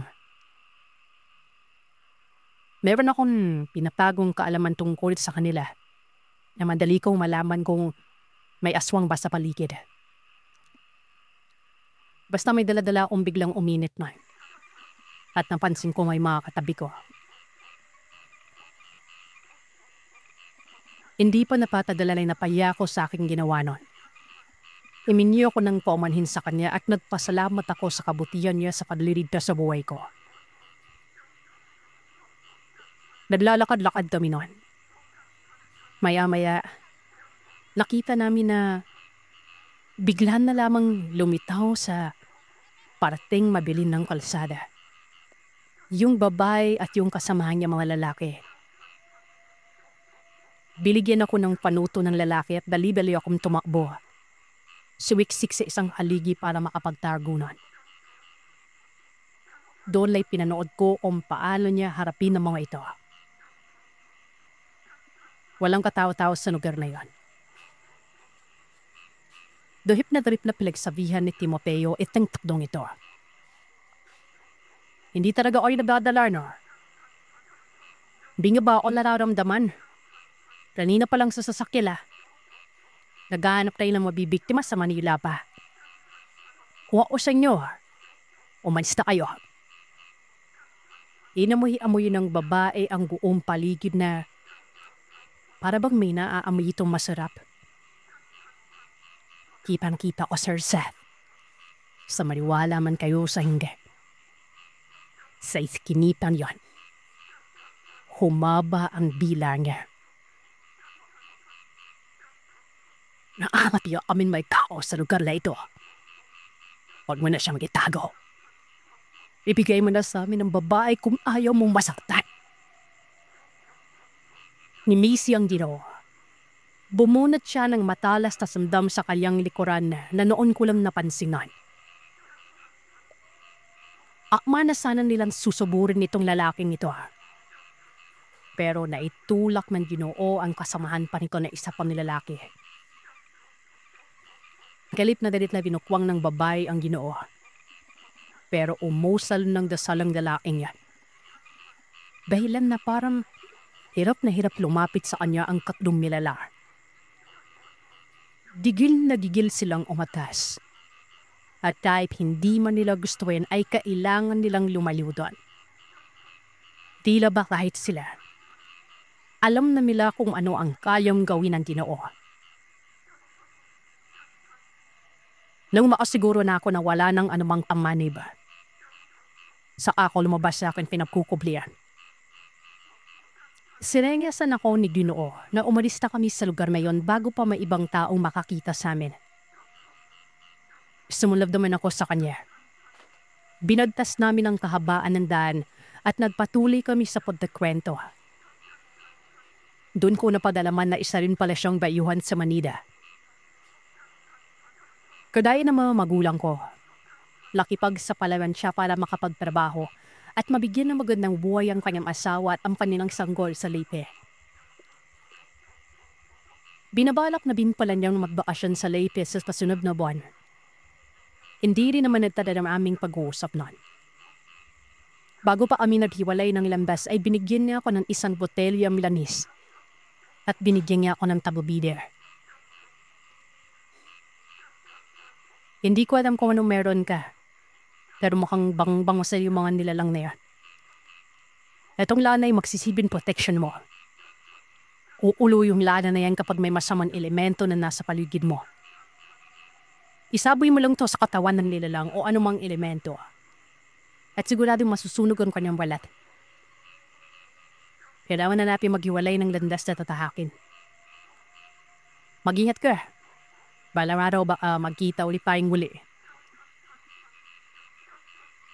Matapos ang ilang sandali, nakapanaw na ako noon sa sasakyan at sumakay na rin ako sa loob na. Pabliwan ko sa direksyon ni Timoteo. Nadiyaho na lamang siya ng parang Buddha. Nang makauwi ako ng ligtas, talagang ipinaalam sa aking mga magulang ang nangyari noon. Medyo nagulat sila at nadalala. Pero hindi ka daw una na nagpasalamat sila sa kung sino mang estamherong lalaki na nabigtas sa buhay ko. Hindi na kami nagkita pa muli ni Ginoong Timoteo. Pero iningatan at binaon ko saan man ako mapunta. Ang lamis na binigay niya sa akin noon. Magmula noon ay nag-inat na akong maigi. Pero hindi ko akalain na pagkalipas ng ilang taon, magkakaroon na naman ako ng karanasan patungkol sa ganitong nilalang. Ilang taon na lumipas noon. Nagtatrabaho na ako. Ginulat ako ng balita na pumanaw ang matari kong kaibigan na si Connie. Nakaladok naman ang katawan niya sa may bandang Cavite. Sa mga hindi nakakaalam, noong mga panahon na ito, marami pang parpe o lugar sa Cavite na liblib, madamo, at walang mga ganoong gusabi. Inakala ko noon na makakaligtas siya sa matadal niyang iniindang karamdaman pero hindi nagtadal ang kanyang buhay. Ilang araw bago siya binala sa isang funeral house, ay dumanaw ako sa lamay. Napakaraming tao noon. Napansin ko na para doon maraming nagmamahal sa kanya. Agad naman akong nakita ng kanyang mga magulang at kapatid kaya nakipagkwentuhan ako sa kanila. Napasarap ang kwentuhan nandang sa inabot na kami ng haping gabi noon. Manilan-nilan na noon ng mga tao sa lamay at medyo inaantok na binang pamilya ng aking kaibigan. Kaya isa-isa na rin silang umaalis sa buluwagan. Ang napipira na lamang doon ay ang 2 kapatid ni Connie. 3 alalakihan at isang matandang babae na hindi inaalis ang tingin sa kabaol. Saglit na napukaw ang atensyon ko sa kanya.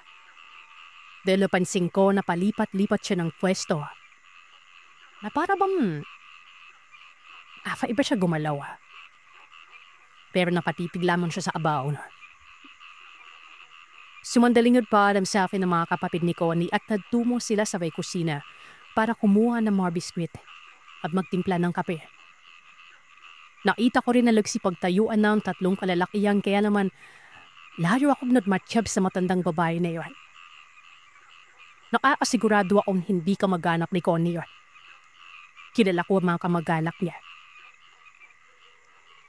Sa madaling salita, dumi na lamang ang natira sa mismong buluwagan. Aksidenteng nagtama ang tingin namin 2.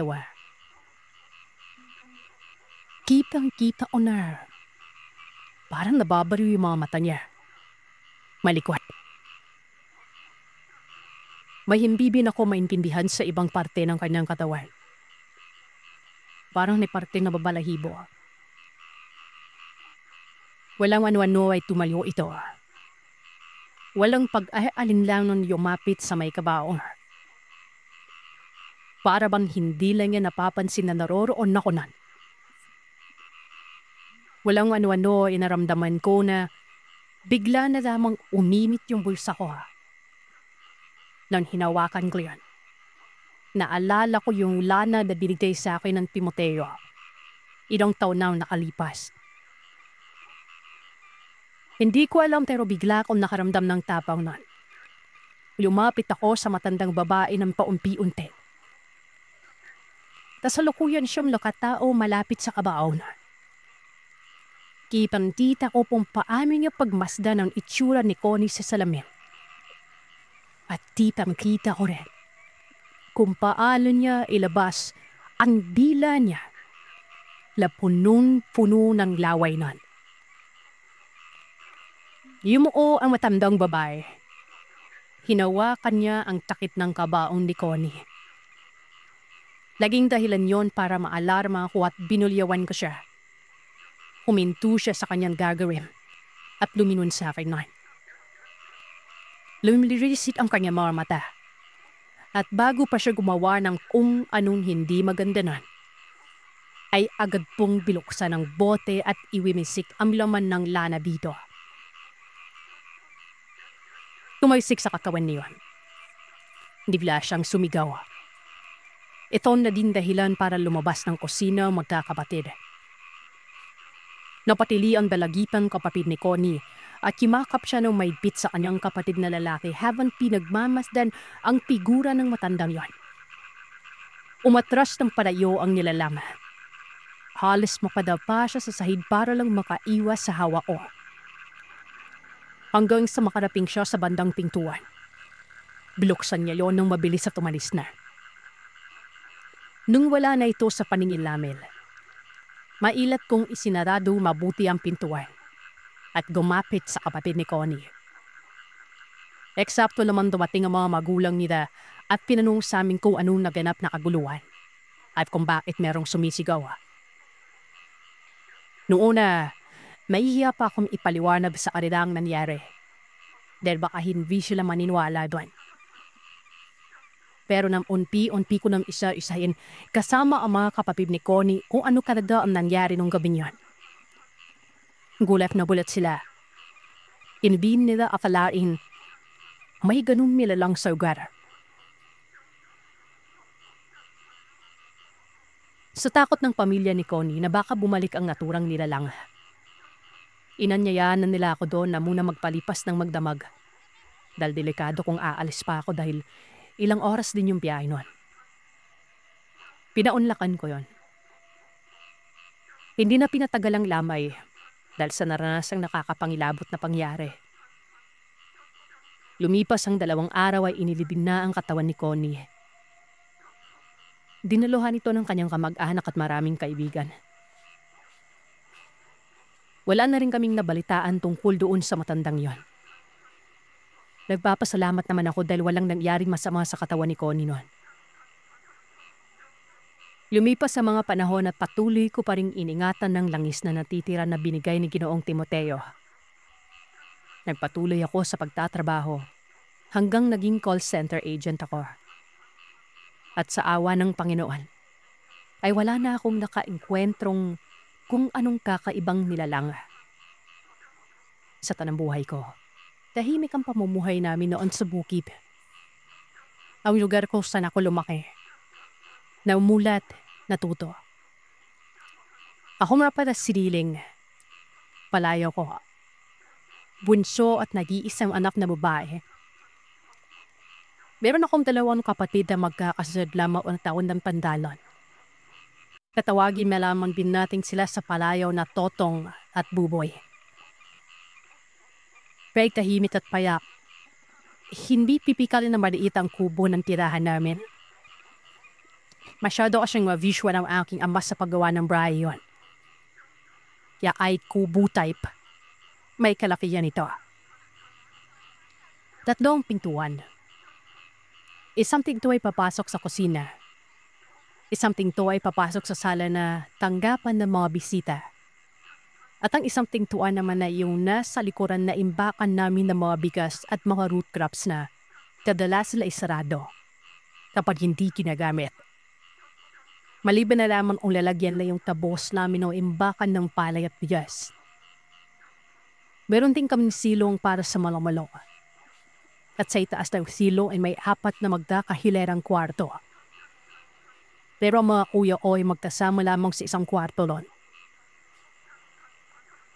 Sobrang close kasi silang dalawa kaya naman hindi na nakakapagtaka. Maliban pa doon, ang ating amang si Tatay Peng ay medyo may mga pamahiin o may mga alam din sa mga elemento at lamandupa.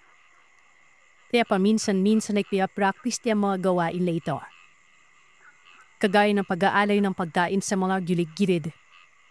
Lalo na yung pinakamalapit na puno ng akasya sa amin. Kung minsan ay pagbabaliktad ng walis sa may pintuan. Alam mo yung hindi nga naman madalas gawin pero kung maisipan niya at flip niya ay gagawin niya na lang. Lalo at ikong 2 kapatid ko. Simulat sa Polay Dalaero. Lalo na kapag walang pasok kinabukasan. Inagabi. At kung paminsan-minsan ay inaabot pa ng madali araw. Hindi naman maigpit ang aming mga magulang sa kanila. Sa akin lang kasi nga babae ako at bading-kinipan din. May mga kakaibang karanasan din ng 2 kapatid ko na ito patungkol sa mga aswang. Ito yung mga karanasan nila. Bago pa ang talagang pinaka-nakakatakot na karanasan namin. Pinagbigay ng rason sa kanila para hindi na gumala-gala pa. Kasi itong mga unan nilang naranasan, malalakas pa ang loob nila na gumala pa rin sa gabi nun. Itong una ay nang minsang ginabi sila at ang sinabi nila sa tatay ay may pinapos lamang sa group project. Malayo naman ang bahay namin sa school kaya nanalabi para sila din sa school kapag may mga project sila. Yung lahat ng daan nila Sir Seth, mapa-shortcut man, o yung mga lugar na ma-shortcut pa sa shortcut, hates passing terapeda. Baragatan ang tawag sa lugar na yan. Kabagagawa ng mga mapuno, walang kabayan eh. Lagusan pa ng papunta sa parting ilog na wala din mga kabayan nun. Kaya maraming mga nagpaparamdam mo napapakita kung ano-ano mga elemento. Lalo mga sightings ng pikbalam o mano. Mga kung anong santelmo, diwende, kung ano-ano pa. Ilan po mga lugar na hindi naman dapat daanan. Kumbaga sa Waze, hindi naabot ng mapa. Subali ay na-rat. Alas 10 na ng gabi noon. Doon sila dumaan sa short top na daanan na private property. Habang naglalakad silang dalawa, mabilis na nagmamadali na makauwi para maiwasan na rin na makapagalikan sila ni tatay na. Nagulat man lamang sila nang may bigla na lamang silang narinig na hingal.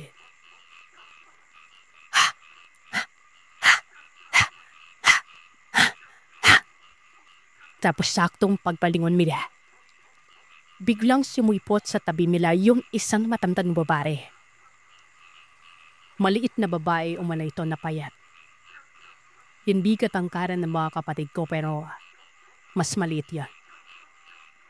Napakabilis umano nitong mablakad na tila nagmamadali. Numhalas ko sa bayan na nila ito sa paglalakad. Lumingon umano ito sa kanila. At nagulat sila sa napansin. Yung mga mata niya, halos lumuwalaw mano. Bilog na bilog at namumula. Hindi po alam mo yung uubo pero hindi nga maubo ay nakapim lalamunan.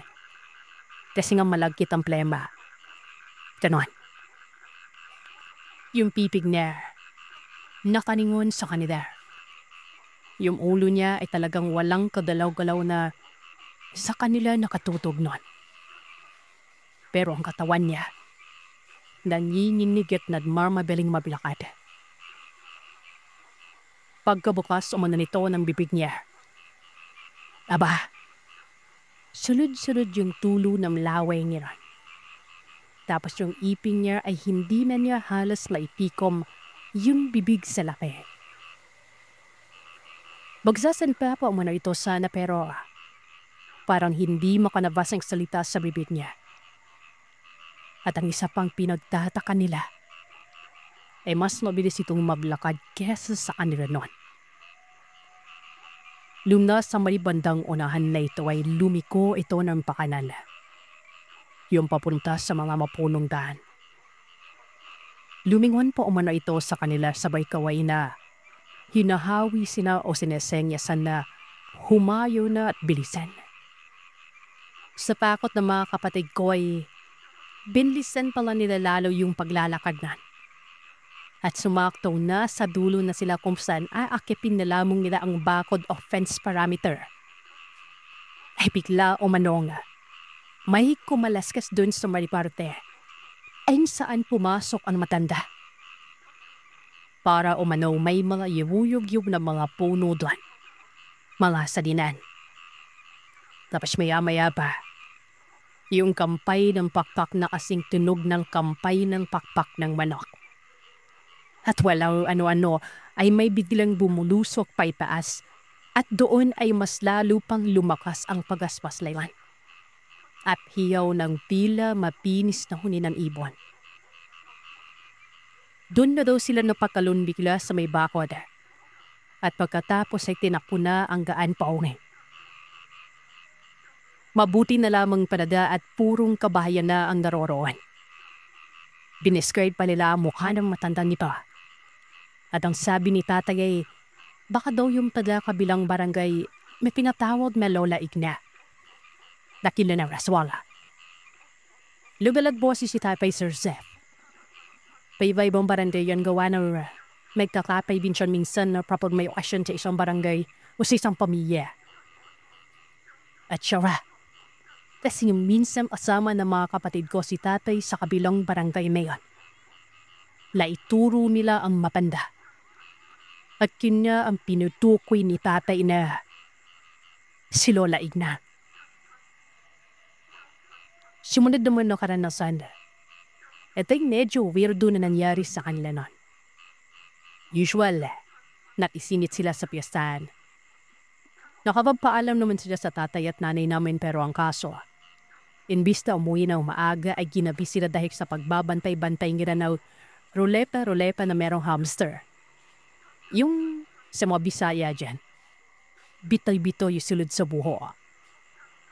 Kung alam niyo po yun, yung tatayaan ng numero sa perya. Tapos kung saan number papasok in hamster, yun naman nanalo. Subalit ginabi nga daw sila apat noon, kasama ng dano pa rin ang kaklase.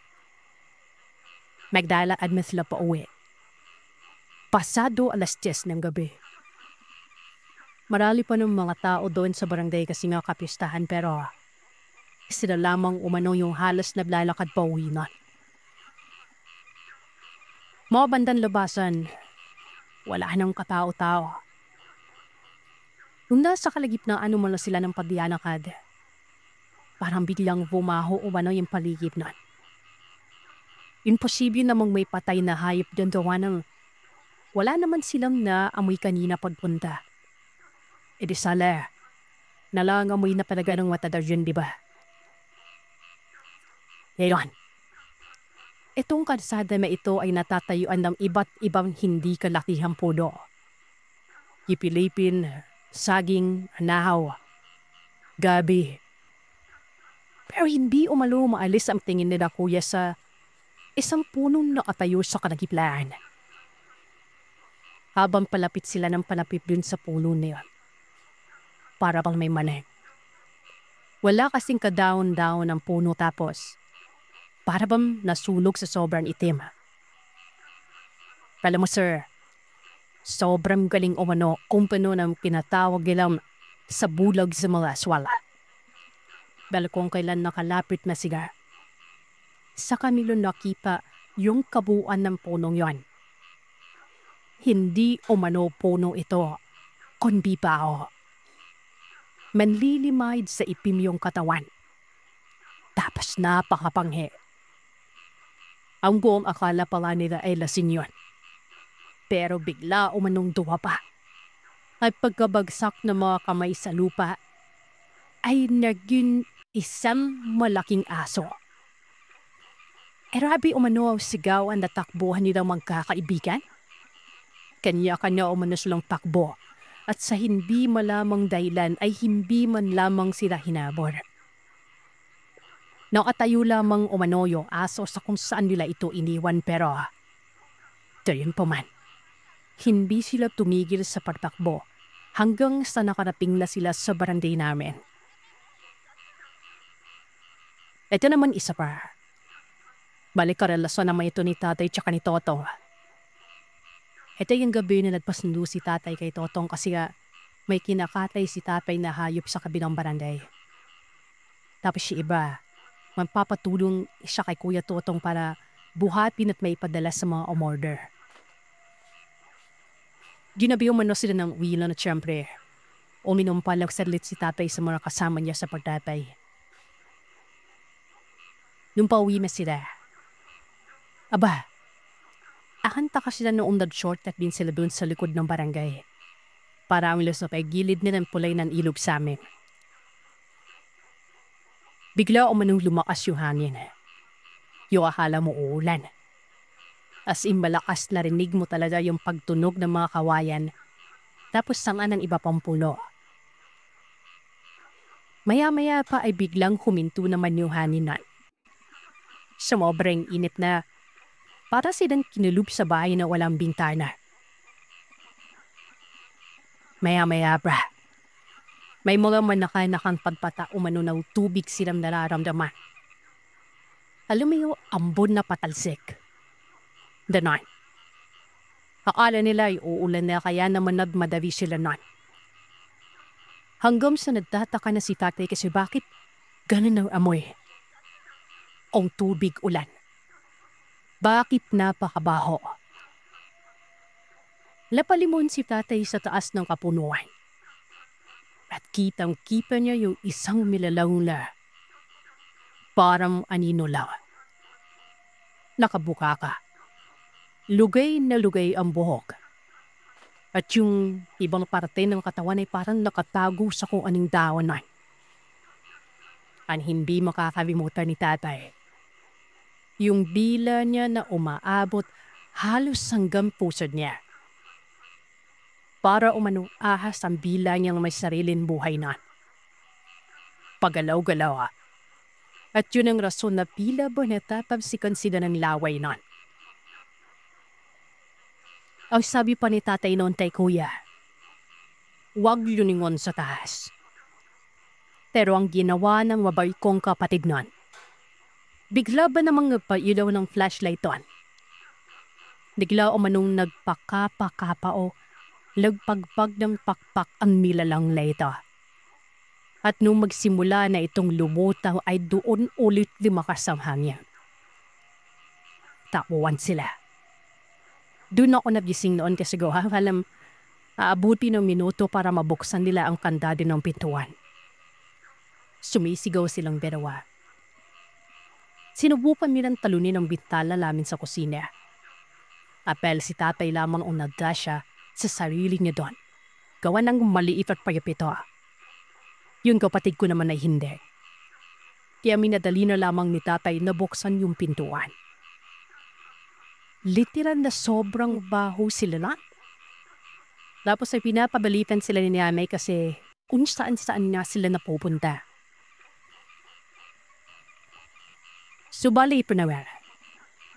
Madako na pari sa pinakaparte ng kwentong ito. Isang gabi noon, Panawan na 6. Medyo maagara pa. Dumating sila Kuya Totong at Boboy na may kasamang benawang lalaki. Medyo mas patanda sa kanila ito. Nagpakilala sila kay tatay ng mga bagong kaibigan umano ng mga kapatid ko. Laro noon sila sa rason lamang na wala lang. Barka-barkada. Mga ilang araw na umano nila itong kakilala at nakakalaro sa basketball. Mukhang away naman sila Sir Sat kasi umurpoy naman silang pingnan. Mapapayat na wa. Iwa panahon na yun, larumalan naman yung payat sa amin eh. Nung gabi na yun, mo, nakataon na nakabaliktad ang walis tingting sa pintuan ng bahay. Siguro dahil minsan, gaya lang sabi ko, parang pinaw-aking ama nun. Noon pinapapasok na sila, tumanggi sila. Doon na lamang umana sila tatambay sa labas ng bahay. Kaya yun, doon na pala sila tumambay noon. Pero nung gabi-gabi na, nagyayala silang umuwi pero inalok naman nila kuya na may inom. Doon naman sila dumaan sa pintuan sa kusina. Bigla silang nakapasok Sir Seth. Inalok pa sila ni tatay na kumain pero tumanggi sila. Ulam man naman namin ay istampaksyo na punong-puno ng bawal at luya, di ba?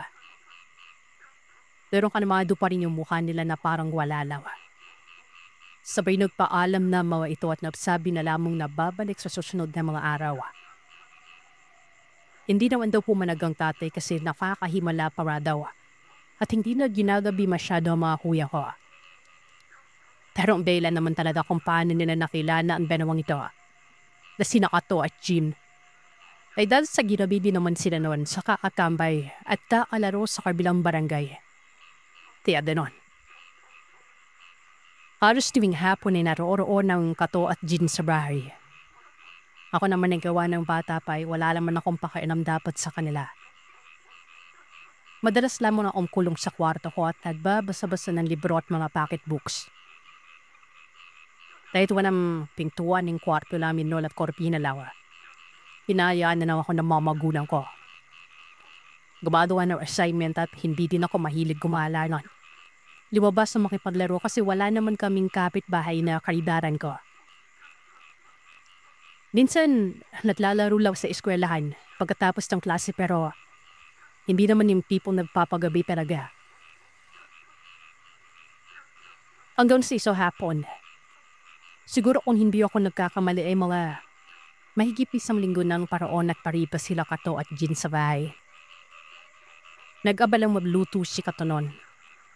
May dala silang buhay na manok at kinatay nila ito sa bahay. Tapos lahat naman ng ricades na paladobo ay ginamit nila sa pagkain. Nagustuhan namin yon. Lalo na si tatay na mahilig sa manghal. Dahil himaluan pa talaga nila ng sili ito. Marami din bawal. Marami kaming nakainan. Halos maubos na lawi ng bandihado kaldero na kami ng erong napansin si nanay at tatay at ang mga kapatid ko. Hindi ko makain si Kato at Jean. Nasa labas lamang sila at manakanak ang patingin-tingin sa amin habang kumakain. Miyaya sila ni tatay pero ang sabi nila ay kumain na daw sila. Nauna pa sila bago pa man kami makahain nun.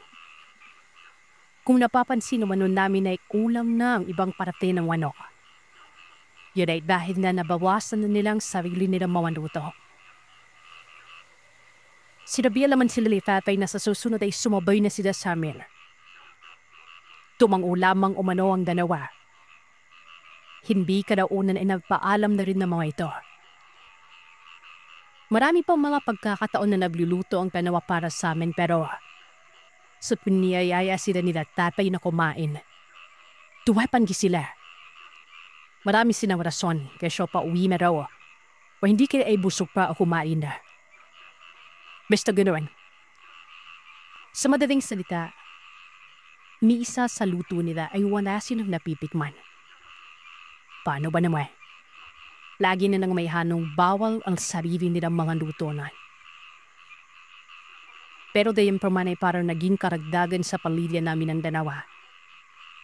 Mabait sila kung mabait sa totoo Laura. Ulitin mo ang mga oyo o ay nandun responsable. May mga pagkakataon pa rin naman nagilagabi sila pero kapag kasama sila ni Kato at Chilay, pira nakakampante ang mga magulang namin nan. Hanggang sa isang gabi, dumating silang apat. At ang bulad ng mga uyo ko sa aming mga magulang ay kung pwede o man magpalipas lang isang gabi sina Kato at Jin sa bahay. Sa kadahilan ng maaga pa umano sila sa susunod na araw. Aalis. At ito ang bahay namin ang may pinakamalapit na ruta sa dadaanan nila. Nung gabi na yon, nakabaliktad na naman ang walis ting-ting sa pintuan. Sa may pasala. Nabaliktad pa ng aking ama nun. Kaya kahit malayo ay umikot pa ang dalawa sa pintuan sa kusina para makapasok. Wala silang dalang kahit na anong gamit. Baldi na pinagtaka naman ni Kapay. Nagpaalam sila na sa nabras na lamang sila umanong matutulog wan. Maggiduyan na lamang sila doon sa may duyan din namin sa puno pero inyunit ni Tapay na doon na matulog kahit sa sala lang. Tumango naman sila. Abala ng lahat mo, pati mga kapatid ko. Sablip may iniwan sila Kato at Jin sa may sala. Dito, nagulat ako ng bigla na lamang tumayo si Jin sa pintuan ng kwarto ko. Sabay tawag sa akin ng, Ling.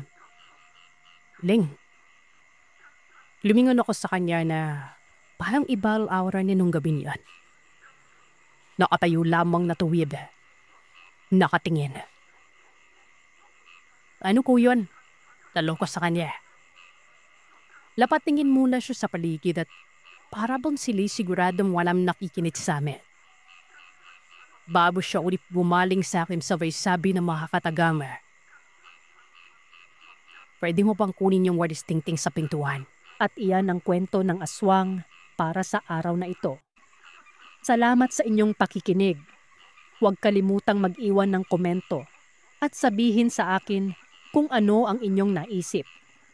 Hanggang sa susunod na kwento, matulog kayong mahimbing kung kaya ninyo.